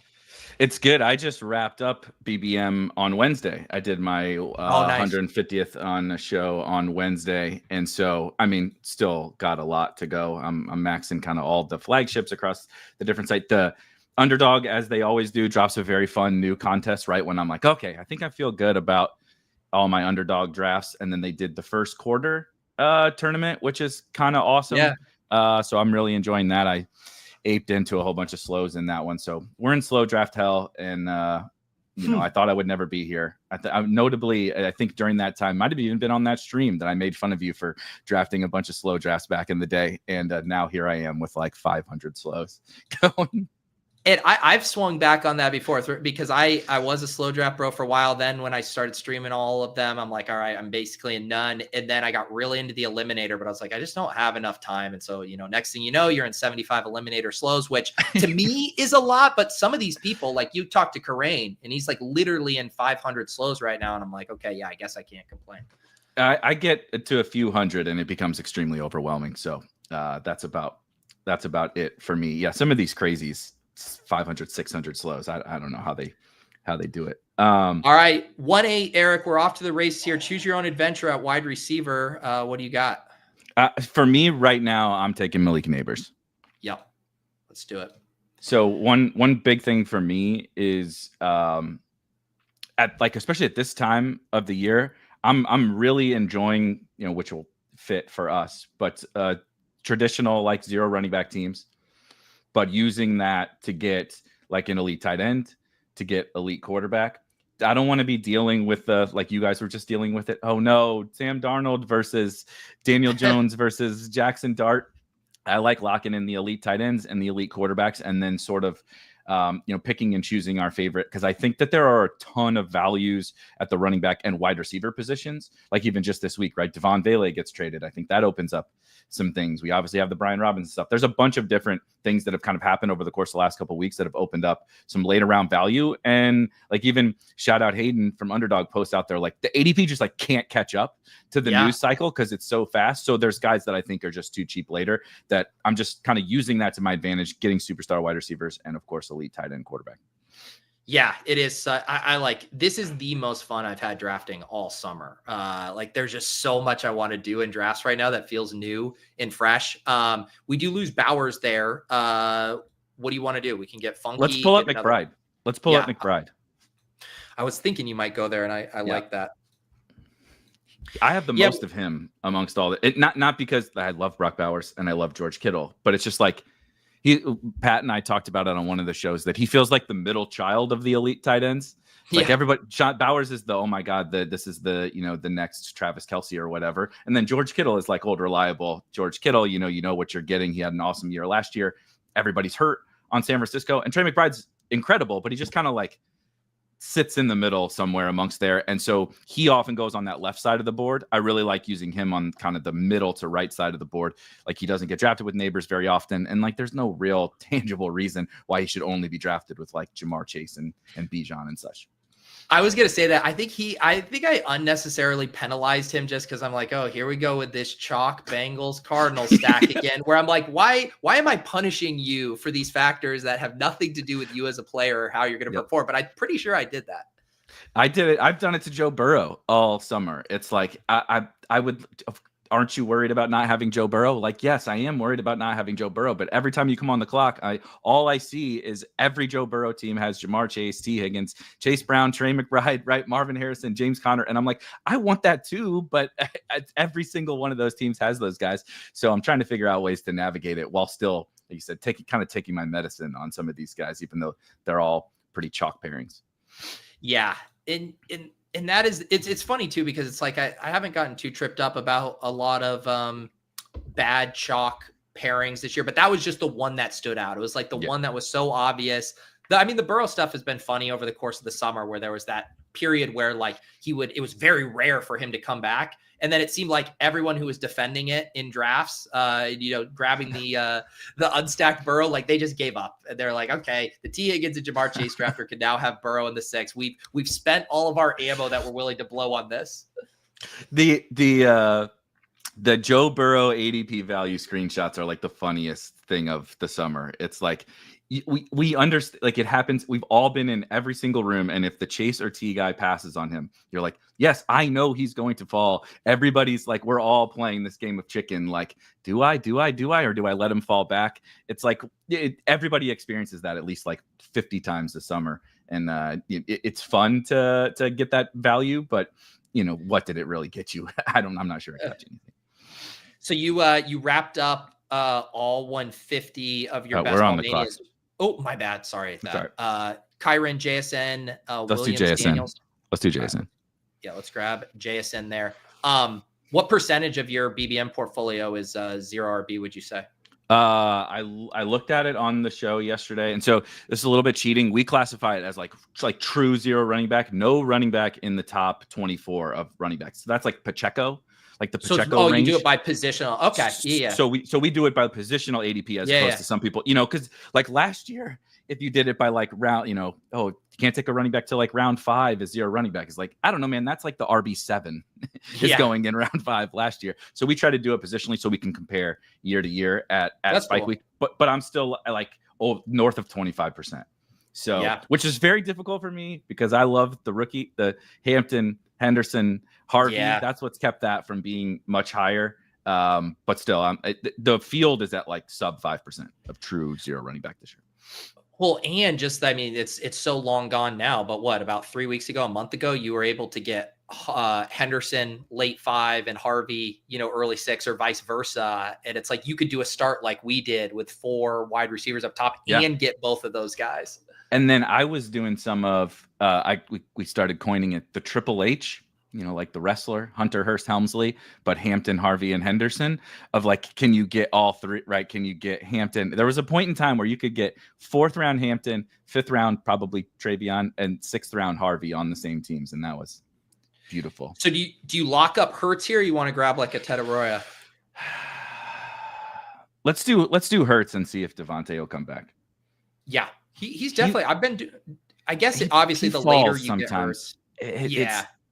It's tricky, but I do like to push it. Worst case scenario, we get Goddard, and I think that's okay. I think we'll be okay to stack him with Goddard. Will Shipley is my highest owned player. You can toss him onto a team like this, and I think he's an awesome fit. I just want a lot of Jalen Hurts, and so Devontae falls enough that it makes it worth it for me to take a swing here. And like, if you don't get one of them, like there's a lot worse things than watching Jalen Hurts do 3 tush-push touchdowns or whatever in a game. And then you're just lamenting having taken Devontae or something over a different wide receiver. Yep. So we start Neighbors, McBride, JSN, Hurts. I've really been enjoying these type of builds. And obviously once Daniels come off the board, it's like Hurts last call for elite quarterback before you're then kind of just like, I'm not going to mess around with it in the middle rounds here. Who have been some of your guys that I've been trying to tease without revealing the true serum takes, and that episode will come out next week. But who are some of the guys you are chasing up boards right now or enjoying clicking that are new? Yeah, so totally new, which is what I do.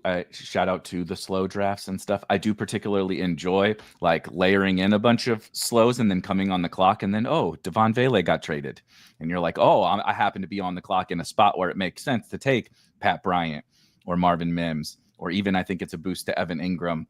And Troy Franklin is one of the guys for me late in drafts. Like I loved him as a prospect. I think a lot of us really liked him as a prospect. And obviously the rookie season did not go very well. But camp has been like, it's been a night and day from rookie year. Troy Franklin, he just popped off like crazy in the preseason game. And I think part of the reason, and Sean Payton said this, why they traded Devon Vele was because they feel really good about their wide receiver room. So then we should feel probably pretty good about that wide receiver room. So the Broncos guys, Will Shipley, I literally have almost 70% Will Shipley. Wow. In Best Ball Mania. So that was my biggest flag plant. And then Eagles passing game. I've been loading up on the Eagles passing game. Wait, I thought we did it. Did Devontae already win? I missed it. Oh, he went the 4th. I missed it because I thought I was looking at the 5th. All right. Who do you like here? Let's do Pearsall. All right, we'll grab Pearsall here. Yeah, I mean, those two that you were describing too, it's like those are the most actionable pieces of info we've got. I would say what Washington's doing with B-Rob and what Denver did with Vele, because it's like they can do whatever they want in preseason usage. They can say whatever they want at the podium, but they cannot lie about personnel transactions and what those are signaling to us. And Corey in the chat says like Sean Payton went on a soliloquy, dude, about Devon. He talks about he's made a lot of trades. He said 90% of them, he's like, for whatever reason, it's just not a fit. You don't really care, right? About the guy, which is hilarious. All the guys he's traded are probably sitting there like, I wonder which bucket I fall into, right? Like he didn't give a shit that he traded me. But he's like 10% of them, he's like, it cuts you, right? Like to your core, you're like, I don't want to trade this guy. And he called Vele in that 10%. I know we're like scoffing at him and I get it, but like, it mattered a lot to him. So they really, really like they for sure had meetings where they were like, he's probably like, okay, you believe in this Franklin thing, right? He's like, because I'm gonna be mad if Troy Franklin sucks, and you made me trade this guy. So I think the actions speak louder than words. So that's definitely a big priority. Who looked more heartbroken about trading Vele, Sean Payton or Benjamin Albright? It's hard to know who was more heartbroken by that. You had to get the daily Vele season tweet from Benjamin Albright for 3 months. I don't know what he's going to replace it with now. Yeah, or was that just the organization, slipping Albright his money for? That's how they got a fourth rounder. Exactly. It's like you just keep singing his praises nonstop for a month. Okay, we're back on the clock here. We want to keep going some wide receivers. Yeah, let's do Olave. He's been a guy that I've sort of used to backfill a little bit here. So like we reached on Pearsall, right? And the average person will be like, Pearsall was going in the 70s for a lot of the summer. If I'm drafting like a true zero running back team like this, right? Like no running backs in the first 6 or 7 rounds, I don't really care because nobody does it. So like that value, like I'm already have a different roster construction than everybody else in the field. If I show up with Pearsall in the 5th instead of in the 7th, it's just a 1v1 or something that I'm having to deal with. But Olave is a way that I've sort of been using to backfill that a little bit. He's like the boring guy on a bad team that nobody really wants to click. And I'm like, I don't know. We were just drafting him in the 2nd round. So we all think he's good. He's kind of been a little bit of a faller that I can just take Pearsall and Olave in a different order than they were going before. And you're still kind of getting the same thing that you were getting, and you can act on that Ricky Pearsall information that I think is valuable. That's happened to everything in San Francisco is actionable but mostly in a negative way. But Olave has just been a guy that I've been filling here because I wasn't taking him early, right? I was taking Ibuka, I was taking Pearsall and stuff. So now it's like those guys dry up. That this is your perfect time to get someone like him. Yeah, and I think people who maybe don't play dailies don't understand necessarily like when those ADP fallers and when those combos are actually like really powerful. And I actually think it's pretty analogous to the dailies with just the 36 players, where it's like if you get that slide from a guy who's around 6 ADP to like round 14, like you're now getting 2 top 10 players or whatever it is. Same thing at the top of the board. Like when you get, we got Achan to, slide way back, like you're kind of getting a better player and a unique combo in a meaningful way. The further you go down in the draft board, and this happens in the dailies, there's just not a big difference between a 6th round pick and a 4th round pick. You're not like a faller there. It doesn't matter the value you're accruing. And because these tiers are so wide this year, the running or the wide receivers in 4 and 5, the wide receivers in 6 through 8, it's like, yes, you still have to win that 1v1, but like tier wise, you're not sacrificing projection, which is normally the thing you're worried about for reaching.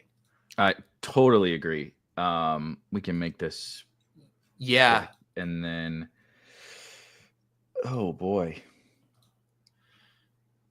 Let's do Tyrone Tracy instead of D-Mont, actually. Right there. Okay. Yeah.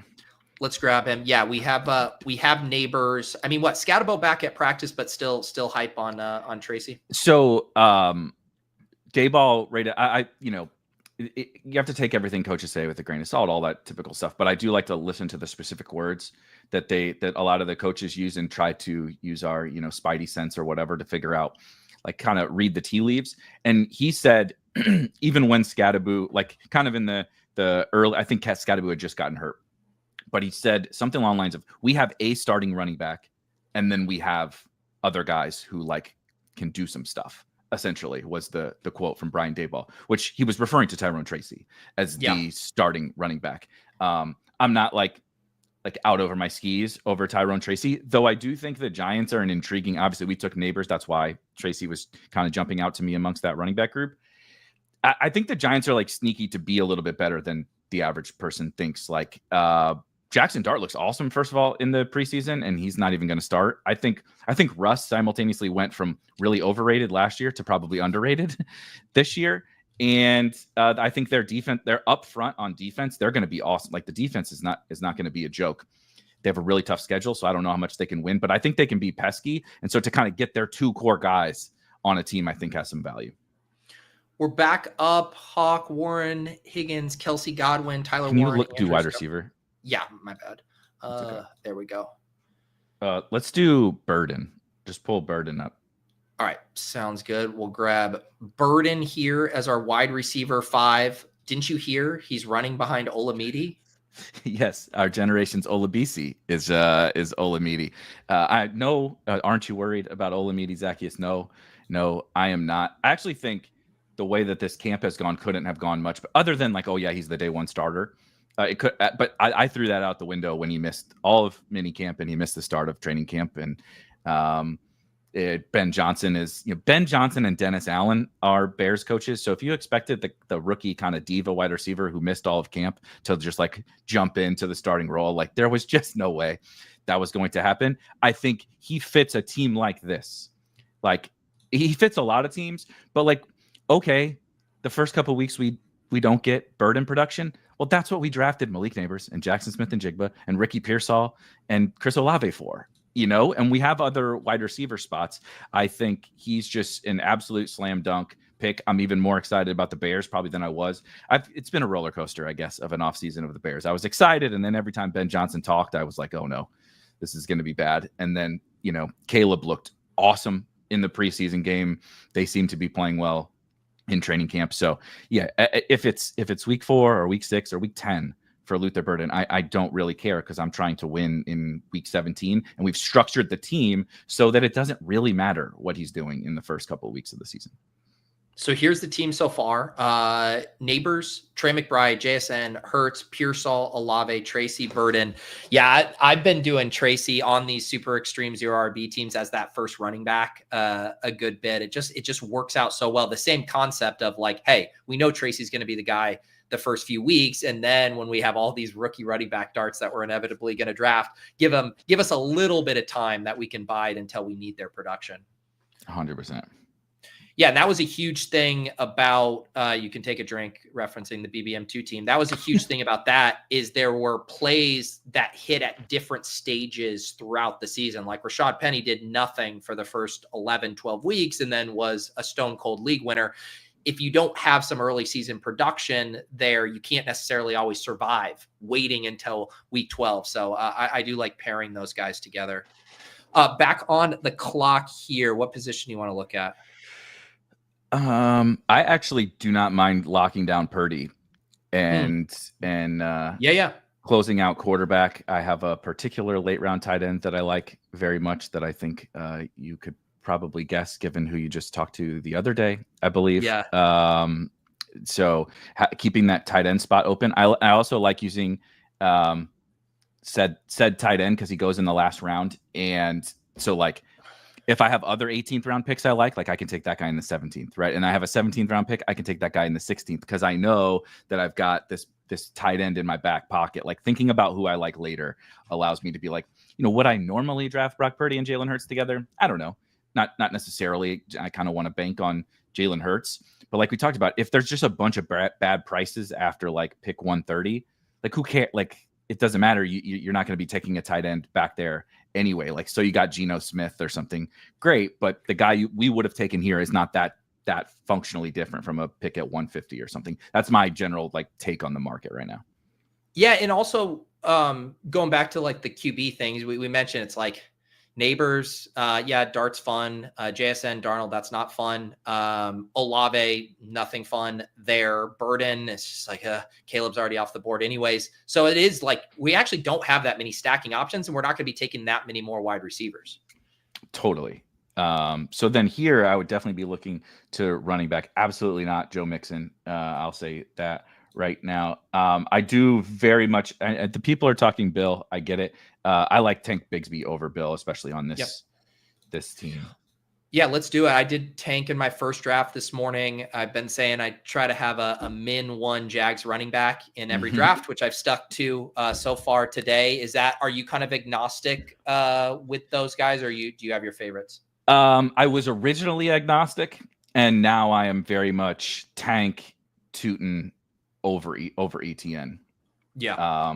It's not anything like super slanderous about ETN. He's just the most expensive, and I think that they have made it relatively clear. I guess the first preseason game was a little bit different than the second, but I think what they've shown us is they also just said, Liam Cohen just said this like yesterday, that they got 4 guys that they really like, but ETN has been a little bit more of like the passing down and change of pace back, and I think that role is the scariest one to kind of like have in this offense. I think Tank does a thing better than everyone, and I think Tootin does a thing better than everyone.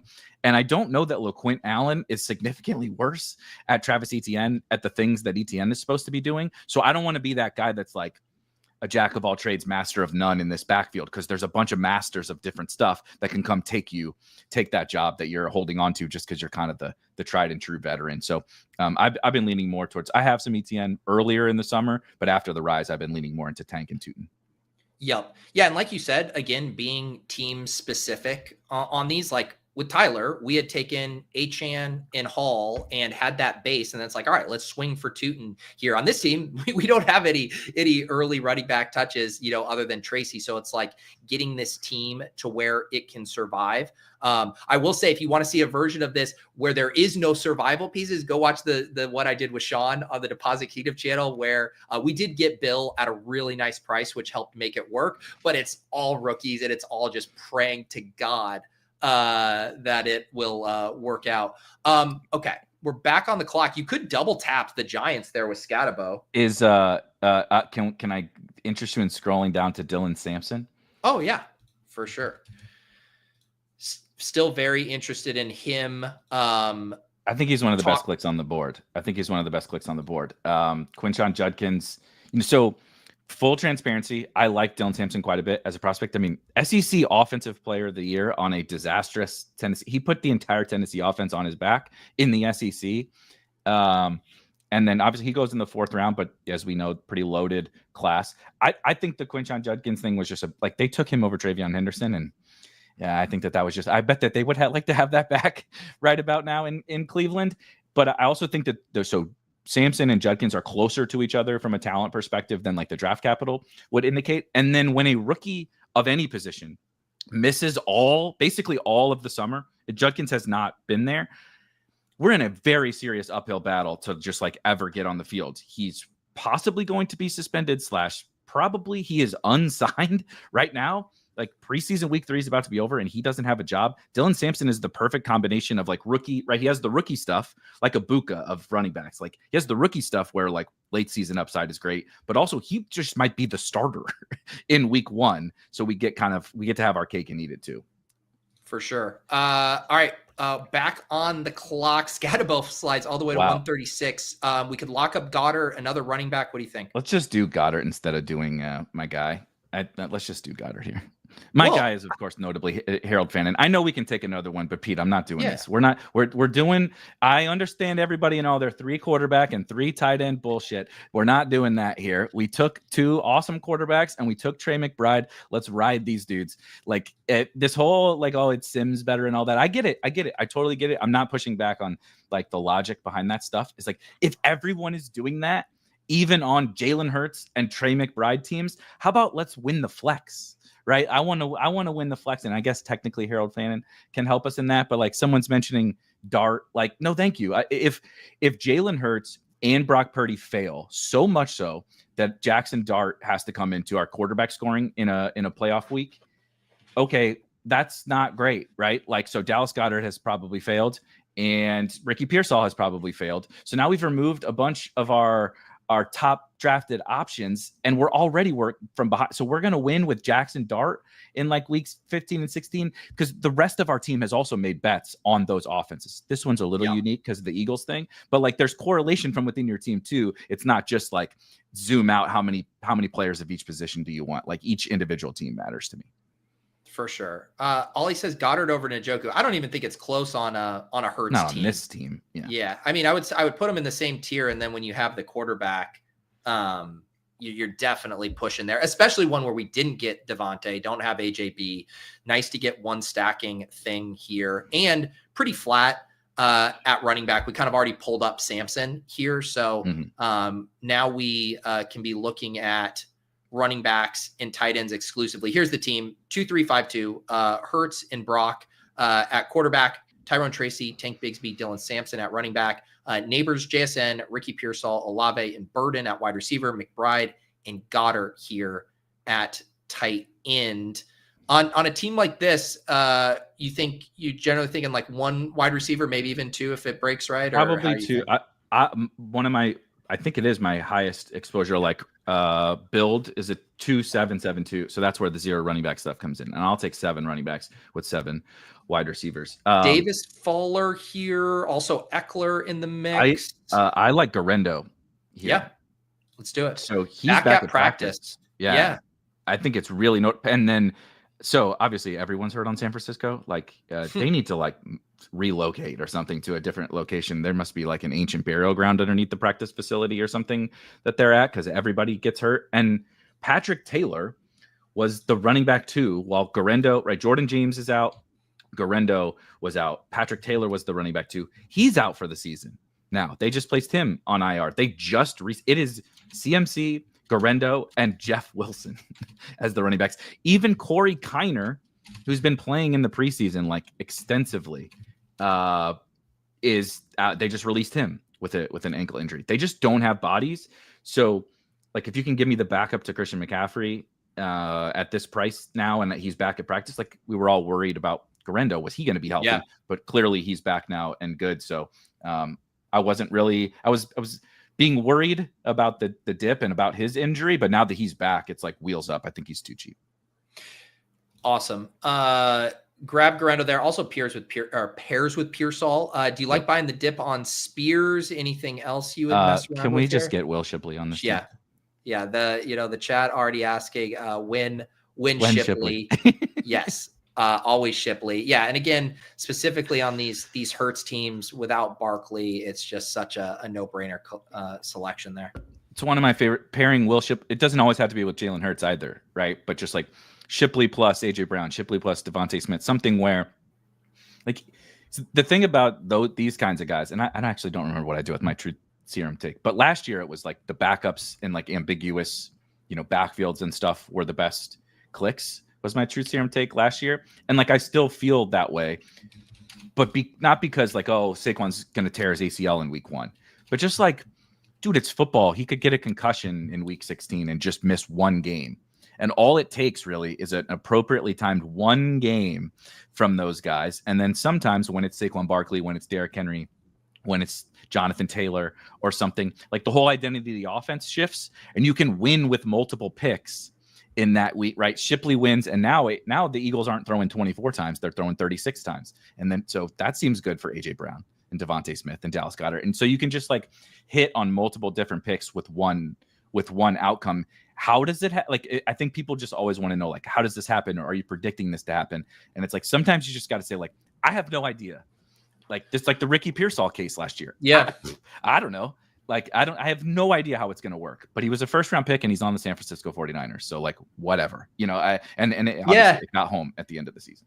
It's also weird when you think I understand why Sharps goes ahead of Benson, because it's we've seen it from Sharps. We know how clean it is as a 1-for-1. It's who knows what the Cardinals would do without Connor. We all think it's Benson, but we just don't know. So we're gonna put him at a little bit of a discount. With Garendo, we saw how this played out. We know exactly how it played out. And so that's the weird thing. It's it's almost there's still this lingering thing as if it's Jordan Mason is well, Jordan Mason's long gone. We know what this looks like when Garendo's the lead back. So yeah, I like staying in on him here, especially on a 0 RB team, especially on a team with Pearsall about to pick at 176 here.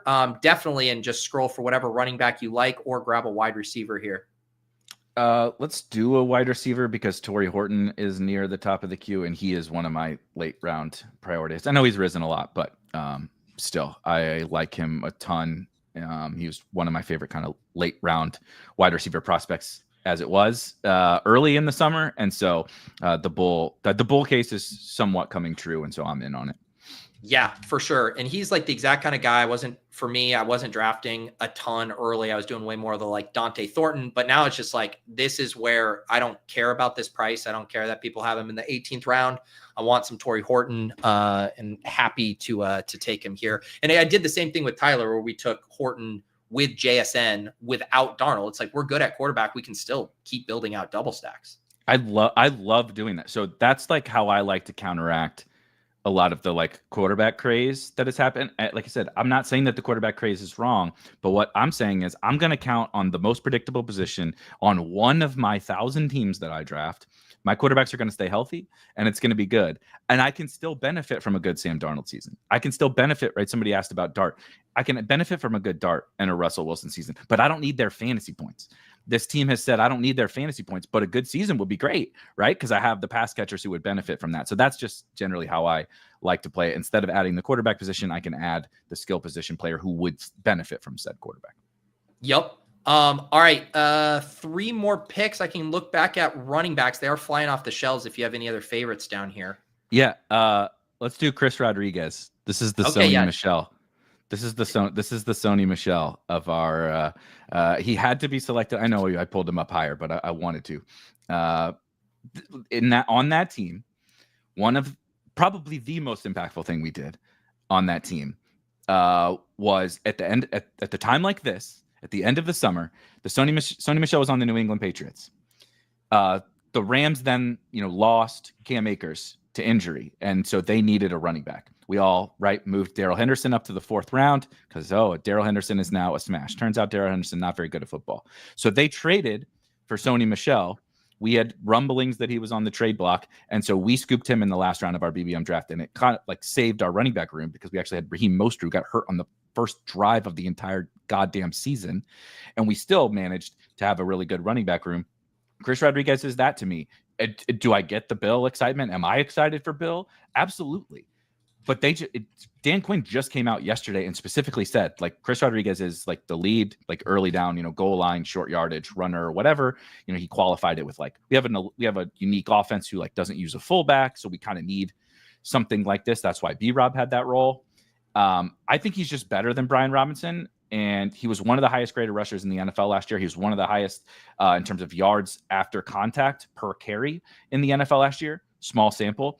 But like the Bill thing is so interesting because does anyone know how old Ja'Cory Krosky-Merritt is? A.K.A. Bill. 24. 24 I was going to guess years 23, old. yeah.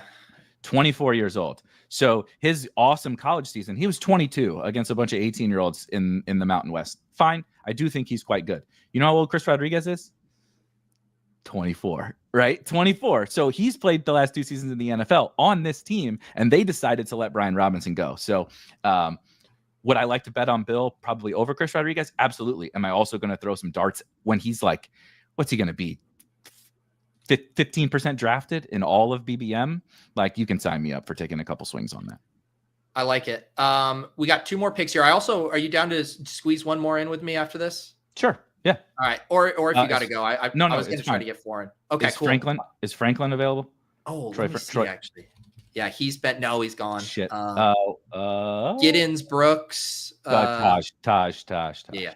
Let's grab that, and then we can figure out our last pick here at if we want. I get too excited for these Chris Rodriguez, loser picks that end up being absolutely nothing. I put in a fab bid for him today in my long running dynasty league. So maybe I'm out over my skis on Chris Rodriguez, but I think that that's what we wait for. We wait for these guys.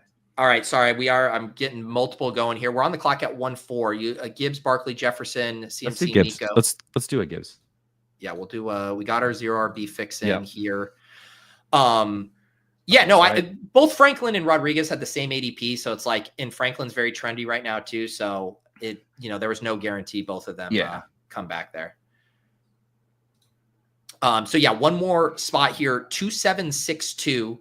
Neighbors, McBride, JSN, Hurts, Pearsall, Olave, Tyrone Tracy, Burden, Brock Purdy, Tank Bigsby, Dylan Sampson, Dallas Goedert, Garendo, Shipley, Horton, Chris Rodriguez, Taj Brooks. What do you think positionally here for this last pick? Receiver. I would like to do receiver. I'm trying to make a quick scroll here. I'm looking. We got our week 17 bring back with Brock and Burden. Nothing on Buffalo with Hurts. We do got C-Rod there for Philly week 16. Indy week 17 or 16. Io Manor's gone, right?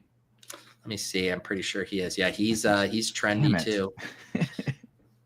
Yeah, there's like of the fun guys. There's Tesla, Noel, Royals. People have been trying to Royals. Okay. He'll come back. Did he go? No, I forgot to click him in the Okay. queue. I was like, no way. Did he just go? Yeah. I get so he's freely of it. He's not getting drafted every draft now. Jalen Royals after kind of a quick meteoric rise, but I'm still in. I think I read some Chiefs like beats and stuff just saying they tend to take things pretty cautiously with injuries and stuff like that. And I think that they traded Sky Moore. I'm not saying like this is not a Devon Vele situation, but they traded Sky Moore. And I think it's partly because they trust in Royals and probably Tyquan Thornton as well. But I just want to bet on the Royals part. Those are my two late round like wide receivers that I have the most of: Jalen Royals and Torrey Horton. So love it. All right, we're about to pick at 2-9. I'll do a final recap of that team after we make this pick. We start with Gibbs, Brown sliding a little bit here, Ladd, JT, Jacobs, all the usual suspects. There's no way. See, non-badge here, bleeding the clock down. Would they give us? He looks like a Jacobs guy. This guy looks like a Jacobs drafter. Do it, brother. Nah, he took AJ. Who do you like? We did McBride. I'm down for Ladd. Okay, we can do Ladd. Was the kind of non-excitement there? Is that post Keenan, or have you been down on Ladd in general? He's just like, I'm just like lukewarm on Ladd overall. I think he's fine. I think he's a really awesome football player. I just think there's like a little like he's probably a tier break himself, but I prefer AJ Brown and the other wide receivers just a bit more. I think I have Trey McBride one spot ahead of Ladd, so like that's right in the range where I think they should go. But he's just it's one of those like, I love him, but he's my least favorite child. Right. It's that kind of situation. So we start Gibbs, Ladd. We'll make this pick in the third round, and then I'll recap that 0 RB team we just wrapped up there. This is now my 124th BBM. I was realizing how many streams I have to add between now and next Friday to make sure I get these all in, but I think I have it plotted out. All right. Back on the clock. You want to go with an elite QB here? I would love to pull up George Kittle. Ooh, okay. Love it. Let's do it. So I like move. So this is the hard part with Bowers. I will move Bowers around a little bit, but there's just a tighter gap, right? When your ADP's in the top 20 to the where you can move guys around. But I love using that George Kittle piece because he's gone, he did go a little bit, there were teams with him like 4 or 5 turn, but again, things change so much over the course of the summer. It's like that team has Garrett Wilson and George Kittle, and we're going to have Devontae Smith and George Kittle. Like, I'm not competing against that team most likely anyway. And B, even if I do show up to week 17 against a 4 or 5 turn George Kittle team, am I going to be okay with the fact that I have, slightly 2 different wide receivers that are all awesome? Like, yes, I'm okay with that. I think I don't want to not draft good players and certain combinations of players just because like, oh, so-and-so got him around cheaper than I did earlier. It's like, yeah, well, that team also has like who do you think that team has? Joe Mixon at pick 60 on it, right? Yeah. Like, we have other things to our advantage as well now. Yup. 2 things. I do want to recap the team. I just also wanted to mention something about this because I do think it's a good thing to talk about. So Frankie says, is Noel starting to go undrafted? Seems nuts, but love it for the bags. As someone who also has drafted a lot of Jalen Noel, I will say though, the way to think about ownership right now, and I did even just check the ETR percentages on them. Jalen Noel's draft percentage, despite now sometimes going undrafted, is 94.27%. Because of how long throughout the contest he was being drafted. Horton, who is now going much earlier, draft percentage is literally a third of it, 33%. And so it's this weird mind fuck where it's like, oh, Noel's going undrafted. It's like, Noel, those are the picks that become even dicier. Like, I still love Jalen Noel, but I'm not clicking him. I'd rather grab the guys who have had their outlook improve, like a Torrey Horton, who come at a literal fraction of the ownership. 100%. I totally agree. Just one other thing on sorry, I know you got to recap the team. No, you're good. But there's also a huge difference between like the George Kittle point that I was making in like a total points format, right? Like, when you get into total points, it's like, okay, if somebody got a significant value and they get to extrapolate that value every single week of the season, if you go back and look at the team that Pete and I that we're talking about, right, to finish top 10 BBM. Look at Pat's winning team. Look at Liam's winning team. Look at Herzig's winning team. It's never the team that during the draft cycle you're like, oh my God, look at all those amazing values that team got. It just happens to have the right blend of players, right? It's never like when we look in the playoff format, because it's decided entirely, of course, by the regular season and how well they perform then. But did you spike in week 50, right? Remember, Josh Jacobs was a 50% advance rate player a couple of years ago, did jack shit in the fantasy playoffs, and no one cared, right? And we laughed at the fact that we didn't take him in the 8th round, but no one cared because he didn't do anything in the playoffs. So there's just a lot of context to the like BBM specific styles versus, a marathon or something. For sure. So we start Gibbs and Ladd McConkey, Kittle. Martin asking about Thornton. I would have to go check. My guess he's in between those two, like 50 to 60%. Yeah. Beginning of the summer, he was not getting drafted, but now is regularly. Okay. I will once again kick the can down the road for fully recapping that last team here as we're about to pick at 4-9. It's how it goes. We'll see what Biggs does here. Last time they broke our heart taking AJ Brown. Would they let us get George Pickens here? They do. Pickens podium. Yeah. Sprint to the podium for George Pickens here. I'll do the quick recap of this 0 RB team we did. The classic 2-7-7-2, which was, of course, the same structure that we had in that top 10 BBM 2 team. Jalen Hurts and Brock Purdy, Tyrone Tracy, Tank Bigsby, Dylan Sampson, Isaac Guerrero, Will Shipley, Chris Rod, Taj Brooks, and then the wide receivers, Neighbors, JSN, Pearsall, Olave, Burden, Torrey Horton, Jalen Royals, tight end, Trey McBride, and Dallas Goedert. Pretty fun team, dude. I love that. That's how I like to build. So I know you're talking about Sean with his like mega extreme 0. I do like to dabble in those waters too, but I'm not quite as crazy as Sean. I'm like a little, I'm a little crazier than the average bear, but I haven't quite reached padded. My bedroom isn't padded walls like Sean's is. I know. And I ask him because I'm the voice of the audience too. And I'm like, Sean, how does this team get to the playoffs? And he goes on a soliloquy and I'm like, I guess you're right. It just works. It just works. Can we take Zay Flowers, please? Yeah. And stop this insane ADP slide that's happening with like 6th round Zay Flowers and stuff all of a sudden. Like we just don't care about this really, really good football player who's Lamar's wide receiver 1 anymore. It's wild. I did this 0 RB mock draft like diary for Fantasy Life. And here's my line about Zay. I said, where is it? Oh, Flowers is criminally undervalued in drafts right now. Anyone passing on him in round 5, specifically the Lamar Jackson drafters, should be locked up in a best ball prison. So that's how I feel about the Zay price as well. Oh, geez. I will hear arguments of that. Like there's a lot of fun options in this range. If you're a hunter guy, obviously Devontae on the Hurts teams always looks nice.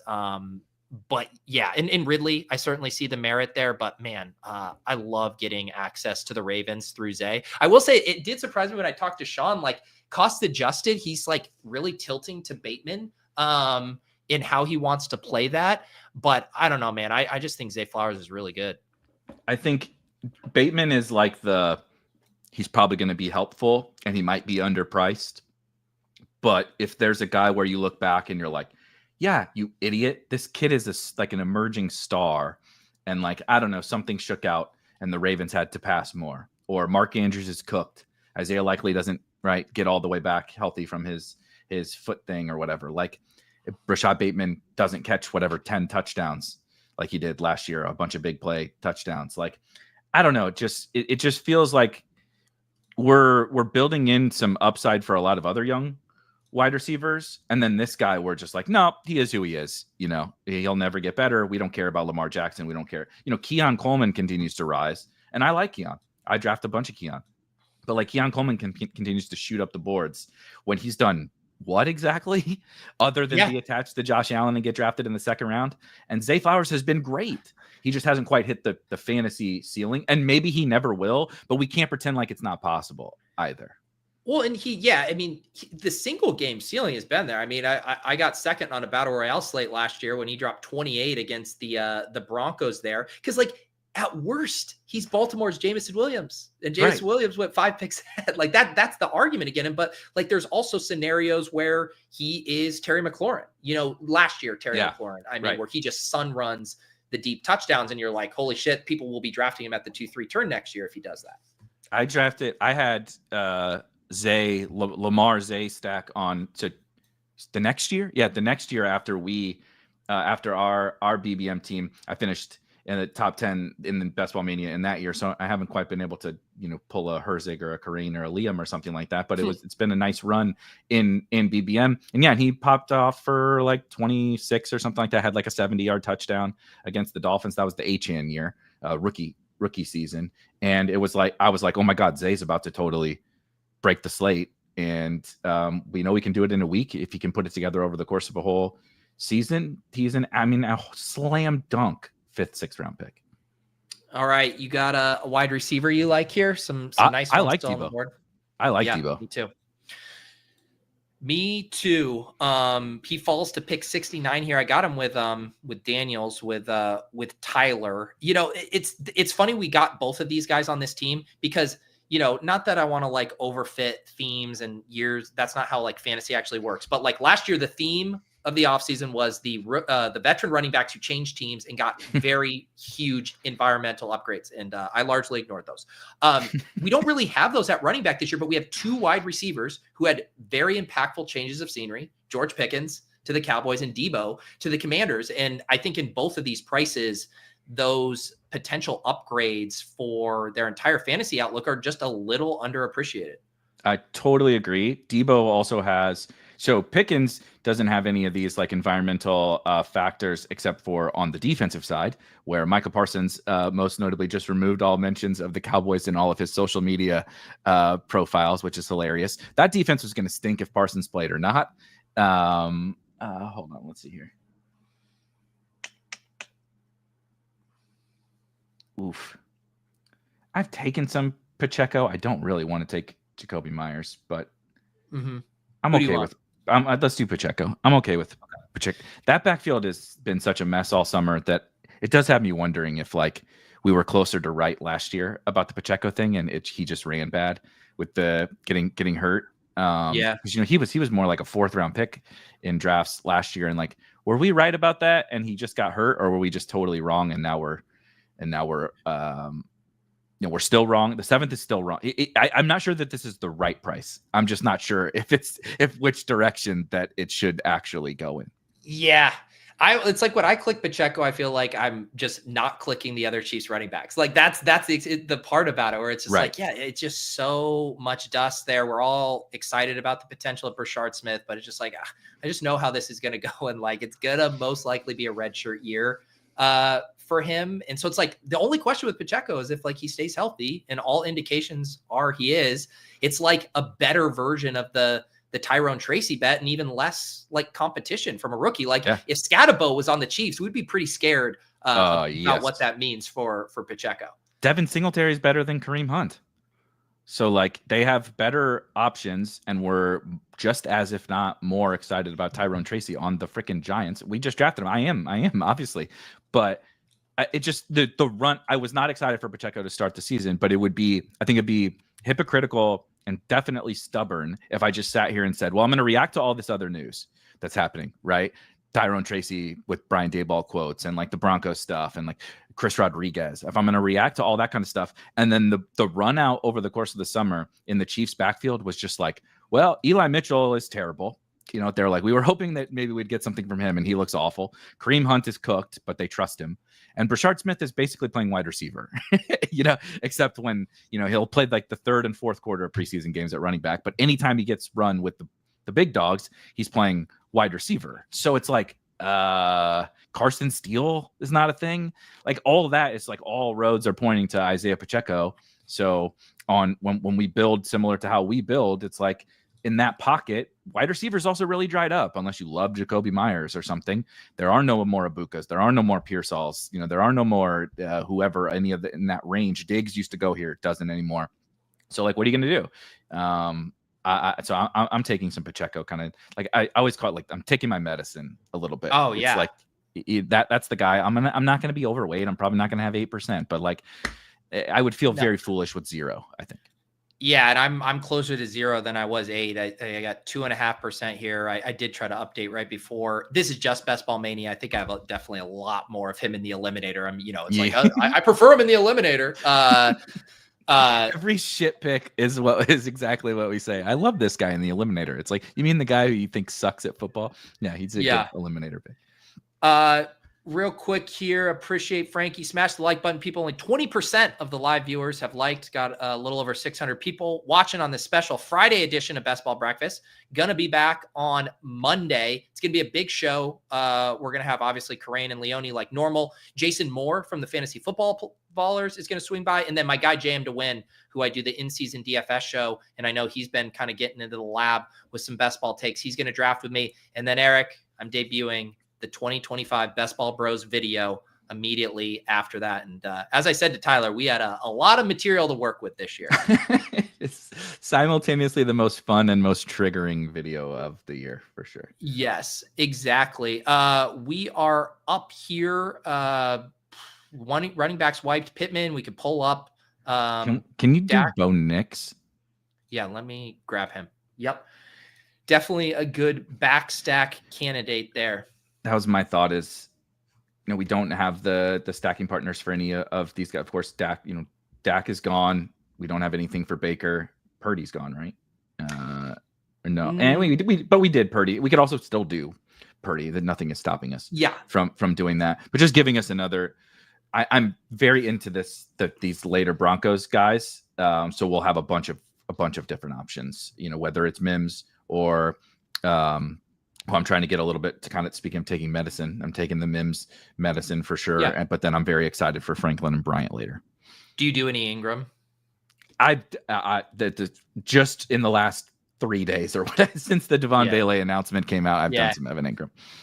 Yep. All right, let's make this pick here at pick 100, and then I'll give people a rundown. Who do you like? Could do Dobbins on and let's do Dobbins and bet, like, kind of make a nice Broncos bet. I do think he's probably going to play on passing downs. I think RJ Harvey is their goal to like take. I think people have this vision of RJ Harvey as like Alvin Kamara, and I don't think that should be the case. I actually think RJ Harvey's like super. I'm not saying they're not going to throw him the ball, but I think in terms of like being trusted in pass protection and to do all the nuances of what it takes to, be a third down running back, I think they'll end up trusting Jake. I think the Harvey upside is that he's like, the Bucky on steroids or something like that. Whereas Dobbins plays that Rashad White-ish role, but he's like Rashad White on steroids, Yep. I should also mention, I did see on Twitter, this was like right when I went live, we've been talking about like actionable information with the trade stuff with B-Rob and obviously Vele. Schefter said Vikings have inquired about trading for Panthers wide receiver Adam Thielen with Jordan Addison serving the suspension and Naylor dealing with a hand injury. I actually didn't know about the Naylor thing. Thielen could wind up starting opening night for the Vikings if they can complete the trade. Is that pretty bullish for Coker and co? If that goes down? More late round wide receivers into the mix. Coker would be my favorite target amongst the. So first of all, people will say, well, does that make you like Thielen?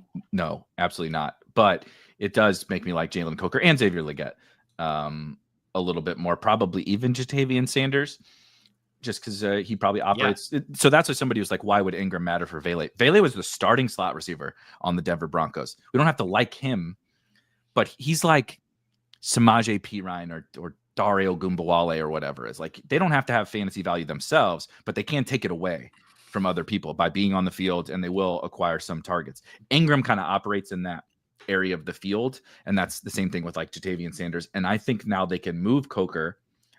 Him and Legette have been competing for the outside role while Thielen's been in the slot. I think they can move Coker inside because spoiler alert, do not think Hunter Renfrow is the long-term solution, but I think it's probably wheels up for Jalen Coker. I agree. I'd seen some like tweet where he was like, I don't know if this was their most recent preseason game. He was out there for like special teams, but like Canales had said, like, that's going to be a big tiebreaker for these other wide receivers, is being able to play special teams. But I don't think it's like some death knell just because you have a talented guy out there. He's been sick. And he also said that he needed to get his conditioning up. Oh God. So that was why he played. Same thing happened for Josh Palmer. It was like, you're new to the team, you need to get some reps, and he was banged up, so he needs to get his conditioning. It's like, I see those things too, and I'm like, oh no, this is bad for that guy. But then when you kind of read some of the coach quotes afterwards, it's like, oh no, he just needs to get some reps in. Awesome. All right, here's the team so far. We got that Bo Nix. The other nice thing about the Bo Nix is, we get that week 17 opposite Pacheco, which is nice. Nix, Gibbs, Pacheco, Dobbins, Ladd, Pickens, Zay, Debo, and Kittle here. On the clock, we can do the Mims. Let's do Mims. Yeah. It doesn't prohibit us from taking one of the other guys later also, but I'm trying to take a little bit more Mims right now. Not at all. And it's also like, not only we've been talking about it, it's cleared up, it's more concentrated now. Also, like, most people in like projection systems think Nix is slightly overvalued. And if he's not overvalued, it means because like one or two of these pass catchers absolutely smash. And the fact that they're all cheap other than Sutton, I do think it just makes sense to load up on it, where it's like, I think with any of the quarterbacks, if you think they're overvalued, it's like, then you want to even lean into the correlation more, because you're saying, I want to get double, triple things right on this one bet against consensus or whatever. Totally. And I think everyone would agree. But the problem with that is like, it's really just an ordering issue. Is like, if Nix went like 3 spots down in the QB, like, ADP list, we would all be like, it's fine. But he just goes ahead of a couple guys where you're like, I like that guy better, so I'm going to have 0% Nix. And like you said, it's like, well, we're also excited about them. Like, the offense is pretty exciting to me, so I shouldn't have such low exposure to the quarterback. Back on the clock, definitely a sweet spot for quarterbacks here. Wide receivers definitely wiped. We could pull up a running back. What do you think? Let's is there a quarter?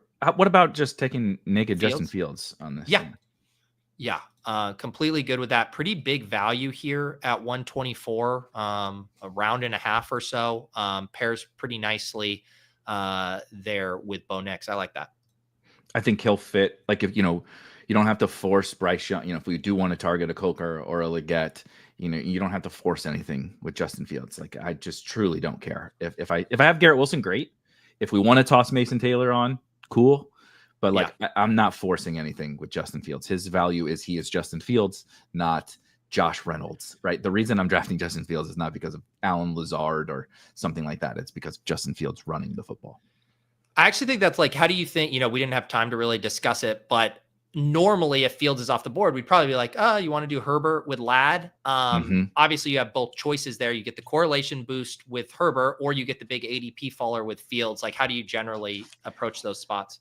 I just have Fields in a slightly different tier, like specifically from like a raw upside, like weekly upside perspective. I actually think Herbert's going to have a really good year, and I'm really excited for Justin Herbert. But I think what Fields can do from like a spike week perspective is just it's just not something, Herbert just doesn't run that much. So I'm going to it's kind of like going through tiers. If I have them like right next to each other, again, like single week versus season long are a little bit different. But if I have them like close enough to each other, then the correlation boost is going to take Herbert over there. But I think I just don't think in any individual week that Justin Herbert can match the ceiling that Justin Fields can match. So I don't want to say like, oh, just because I have Ladd, it's like Justin Herbert can facilitate Ladd having a great season, and Justin Fields outscores Justin Herbert in that season or in that individual week. So Fields is a very unique case in that regard. He fell a nice chunk, for much of the summer, he was going inside the top 100.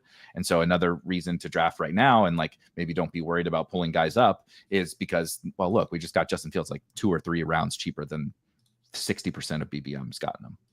Yep. Here's the team so far. We got the 2 quarterbacks, Nix and Fields, Gibbs, Pacheco, and Dobbins, Ladd, Pickens, Flowers, Debo, and Marvin Mims, George Kittle at tight end here. Daniel saying, would you shut it down at quarterback now with just Nick and Fields? I did a Fields Penix team and it felt okay. I think we'd totally be fine with these 2 as our See, that's what I love. I love, like, if I'm taking 3, it would be like Penix, Geno, Bryce, or something like that. Like, I'm really pushing it a lot further. Again, not because I don't think the 3 quarterbacks has value or makes sense or whatever. It's just a counter to what all of our opponents are doing. And so I'm going to build this team as if Bo Nix and Justin Fields rock. And I don't need that 3rd guy. Yep. Agreed. The one thing I've been talking about, I think Tim was in, or actually let's make this pick and then we can figure it out. Could do a Jaden Blue with Pickens. No, thank you. You're not a Jaden Blue guy? Not a Jaden Blue guy. How about Algier? Good with Algier. I also like, we have Gibbs, we have Pacheco, and frankly, Dobbins has some early season. Like we should theoretically be all right for a while. That's when I do kind of like to swing on some of the CV, but the contingent value type bets, or guys that might take like we did with Burden. But that's when, like, why does Will Shipley come into play so much for me? It's, well, he fits every structure. But it's like if I've built Pacheco and Gibbs, like, well, I don't need Shipley for a while, so let's just wait this thing out. And Algiers kind of similar, with a small little sliver of standalone. We're back here. We could do the Eckler type of thing on this team. We could scroll for a wide receiver. No tight ends here, really. How about Brenton? I would like to do Brenton Strange, actually. All right, let me get that in here. I know we got done fan and all that kind of stuff, but Strange has been a guy I've also been trying to get more exposure to. I was whatever on him so far in the that's another guy who's in the preseason. I think it's been a totally overlooked because we're like, all we care about is Travis Hunter on the and the running backs on the Jaguars, but he's playing every snap with the starters. He's running every route. He's been a really nice safety valve for Trevor Lawrence. I think if there's a young tight end, like, he's not going to become George Kittle or something, but you know how, like, there's always like an Evan Ingram or a Jake Ferguson or something like that just next year we take him in the 7th. I think Strange is probably one of the best bets for that. Yeah, and you also kind of get, if you get the contingent upside, you get all of the, it's partly why I've been open to De'Ami Brown, where it's like, I'm very excited about Travis Hunter, but if this stuff goes wrong, Brown and Strange are going to be pretty big beneficiaries of kind of all that volatility. What is, how have you been playing the Cowboys backfield if you're out on blue? Not playing it. I've been drafting CeeDee Lamb and George Pickens and Jake Ferguson. I was a little more on the Javonte and then Miles Sanders side of things at the beginning of the summer. I'm not a huge fan of the Jaden Blue prospect profile, and it felt very Kamani Vidal-esque for anybody that drafted last year, where no one's really that excited for Jaden Blue. Like, we'll talk ourselves into it because, like, he's explosive, right? He catches passes, but like the bet on Jaden Blue is you think Javonte and Miles Sanders suck. Right. And that's fine, but that doesn't necessarily mean that someone else is going to be of value. They've talked up absolutely everybody. Like, they've played Kavonte Turpin at Phil Maffa, Hunter Lepke. They love, right? Like, Kavonte Turpin, like, the first day of training camp, they're lining up Kavonte Turpin at running back, and Brian Schottenheimer won't shut the hell up about how awesome Kavonte Turpin is. It's like, so once all that started happening, I'm just like, if one of these guys beats me, dude, they beat me. And like, whatever, it's fine. I don't think there always has to be, like, we don't have to put our chips in on every backfield. There's not always a winner. And so I understand, right? If you like the Jaden Blue thing, I think it's totally reasonable. I also think the price got way out of control, which has really helped me stay away from him. It's a much more reasonable now when he did just get back to practice, but I just would rather place my chips somewhere else. Yep. Certainly, I always think about, I've been doing the very favorable comp of like the Jags backfield this year being like the Dolphins won 2 years ago, where I think there could be one massive winner, if not two. Also, people forget there are years, and I always remember that year too. It was the Bears. It was like the Roshan, Deontay Foreman. Yeah. I'm forgetting, where there's just no winner. Khalil Herbert. Exactly. And so it's like, yes, the ambiguity can break in both directions there.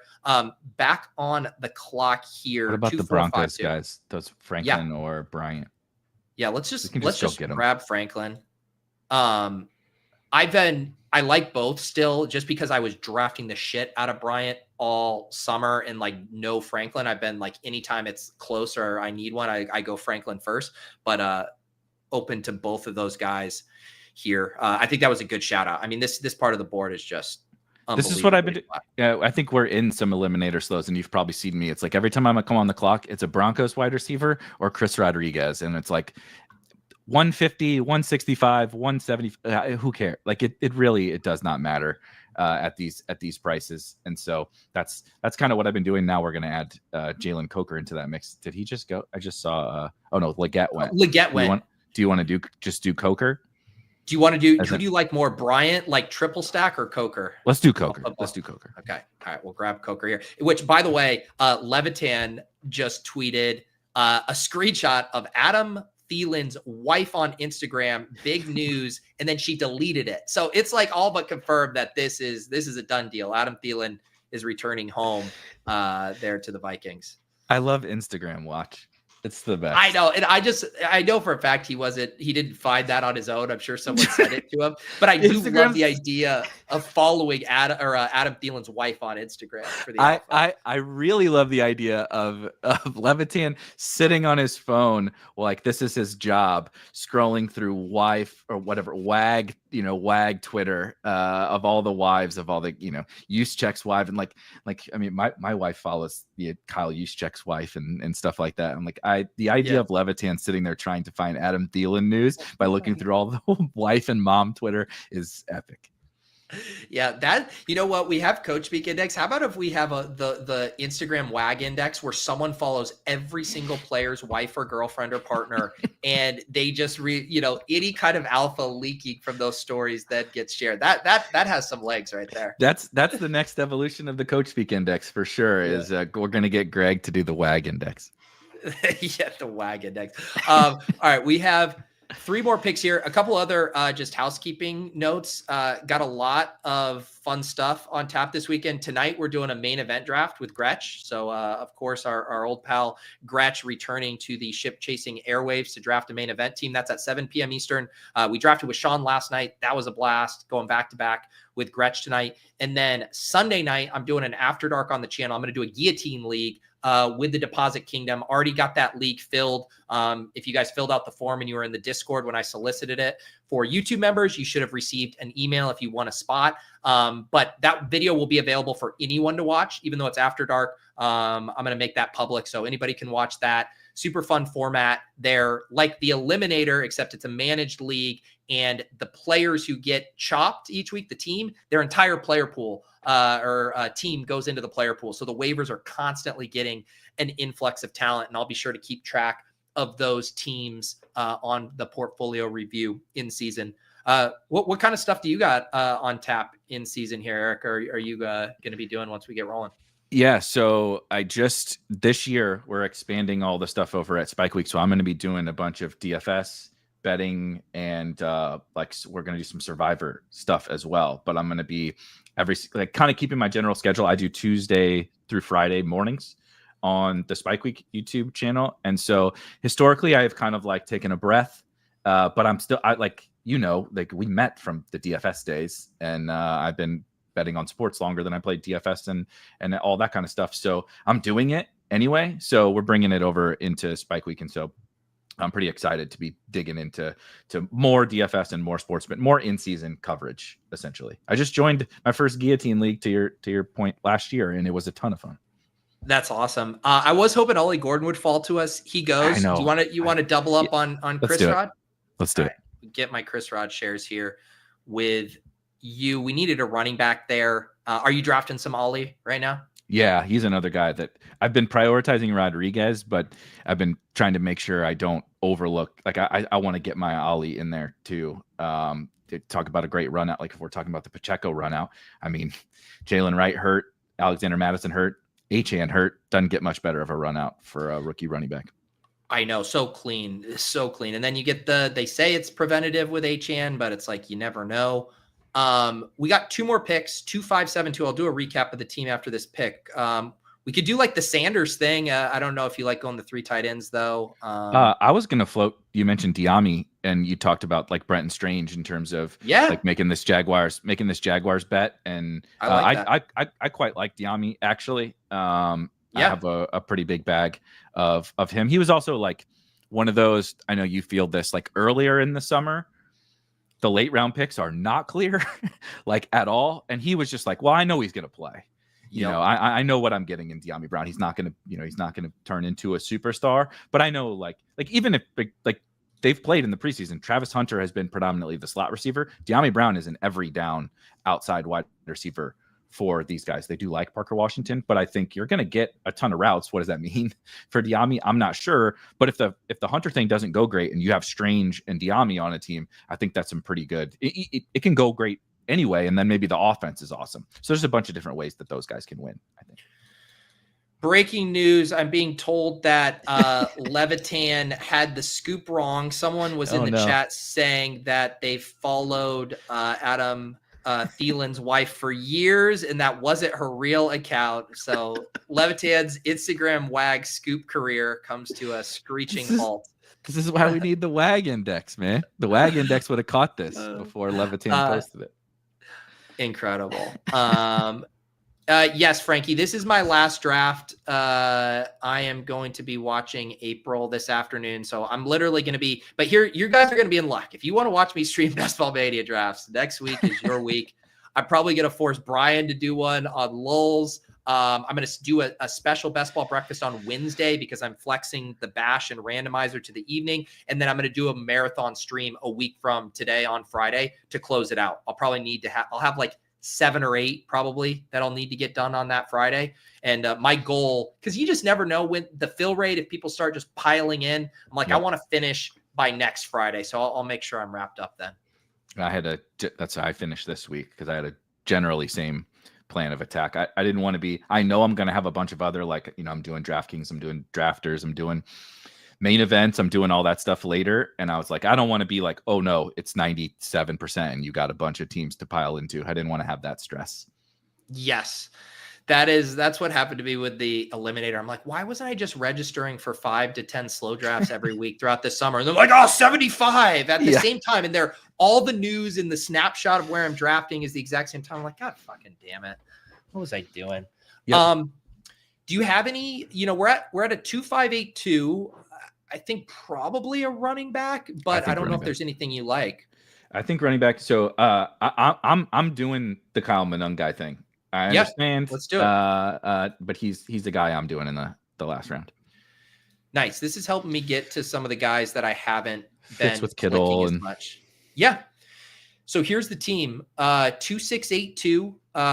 Bo Nix. We got this nice big Denver stack with Dobbins, Mims, and Franklin. The Pacheco bring back. We have Justin Fields naked there as our other quarterback. Our running backs, Gibbs, along with Pacheco, Dobbins, Algier, Chris Rod, and Manungai. The wide receivers, Ladd, Pickens, Zay, Debo, the 2 Denver guys, Coker and Diami. Diami pairs with Brenton Strange, and then George Kittle there. So we didn't get the elite quarterback, but we kind of platoon it there with 2 guys with rushing upside, Nix and Fields. How do you feel about this one?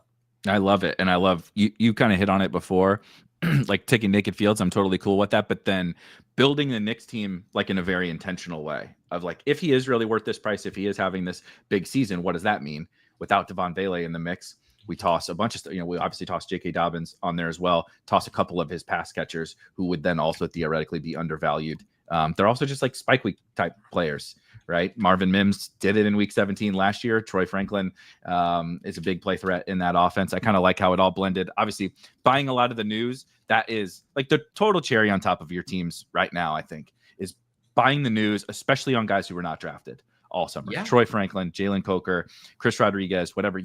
Kyle Manungai, you don't have to love those guys, but there is such an inherent value in the guy who, like you just pointed, like look at Torrey Horton. You feel uncomfortable taking him at pick 175, but he's going to be 30 to 40% drafted. And even the Jalen Knowles of the world are going to be 80% drafted. And so the difference is just so huge. Breaking news. B-Rob just got traded. I double checked. This is the real Adam Schefter here. He's Niners. going to the Niners. Whoa. In exchange for a 2026 6th round pick. Jesus. Man. How bad do you have to feel if you're B-Rob and you're like, you see what Vele got traded for? Then I got traded for a 2026 6th round. Wow. Should we take that Garendo pick back? Yeah. At UD assist or whatever, please swap Brian Robinson for Isaac Garendo on that team. Did not foresee that. Wow. I know, because if you did the short list, Cowboys, Browns, Texans would have probably been my short list. Dolphins. Yeah. Needing depth there. Man. How long is Jordan James? What was his timeline? Was it pretty bad? Is that why they wanted? Yeah, I think so. And then like it's another one I imagine he's a 5th round rookie and he's gonna miss like the overwhelming majority of training camp. And like, like the thing is about that is when you get in season, it's like you can't like start teaching the rookie. It's time to prep, right, for the next game. So a Brian Robinson makes a lot more sense in that regard for them. Like even if he's not going to play, than trying to get Jordan James ready to go make a playoff push or whatever.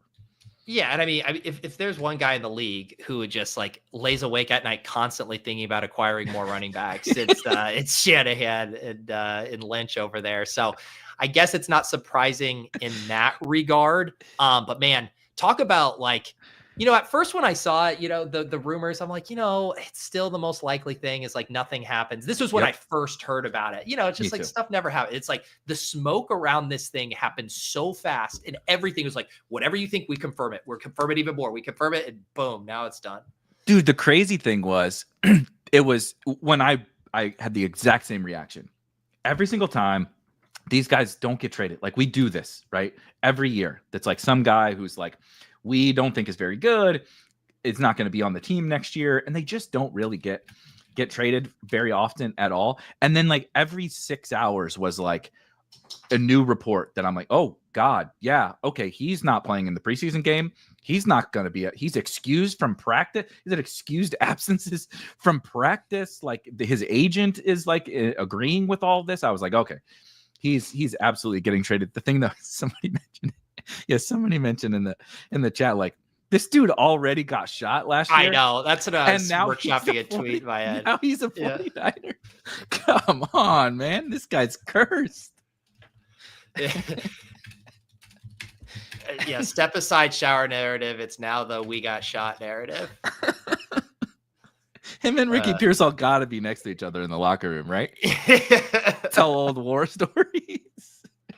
Oh my goodness. Well, that's wild. I will say, like, if you think about the kind of the shift that it would have done to ADP in the like Texans, the Cowboys, the Browns, where it is like way more a free for all. This is like a relatively clean thing. Like Garendo moves down a couple of rounds, like into the Jalen Wright range.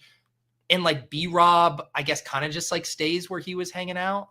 So like nothing it's kind of really murky. happens that much. It's kind of murky what happens even behind Christian McCaffrey. I would. They only gave up a sixth.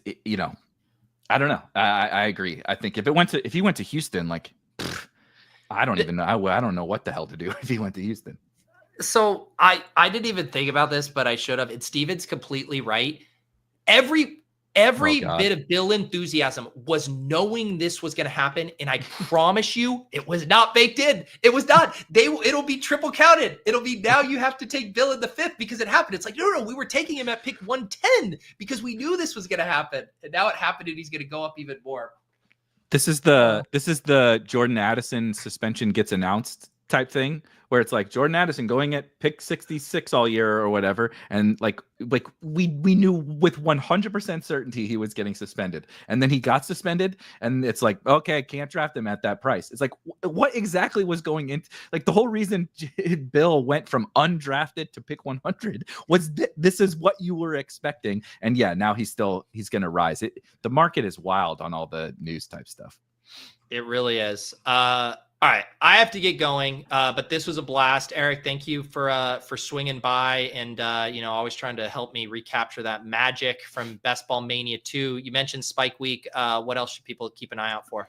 Yeah, I'm going to be streaming pretty much every day leading up to the season. And as a matter of fact, today, literally right now, in a couple of minutes on Fridays, I review kind of the latest in training camp news. So we got even more to talk about here with the Brian Robinson trade. That's what I'll be doing in 2 minutes on the Spike Week channel.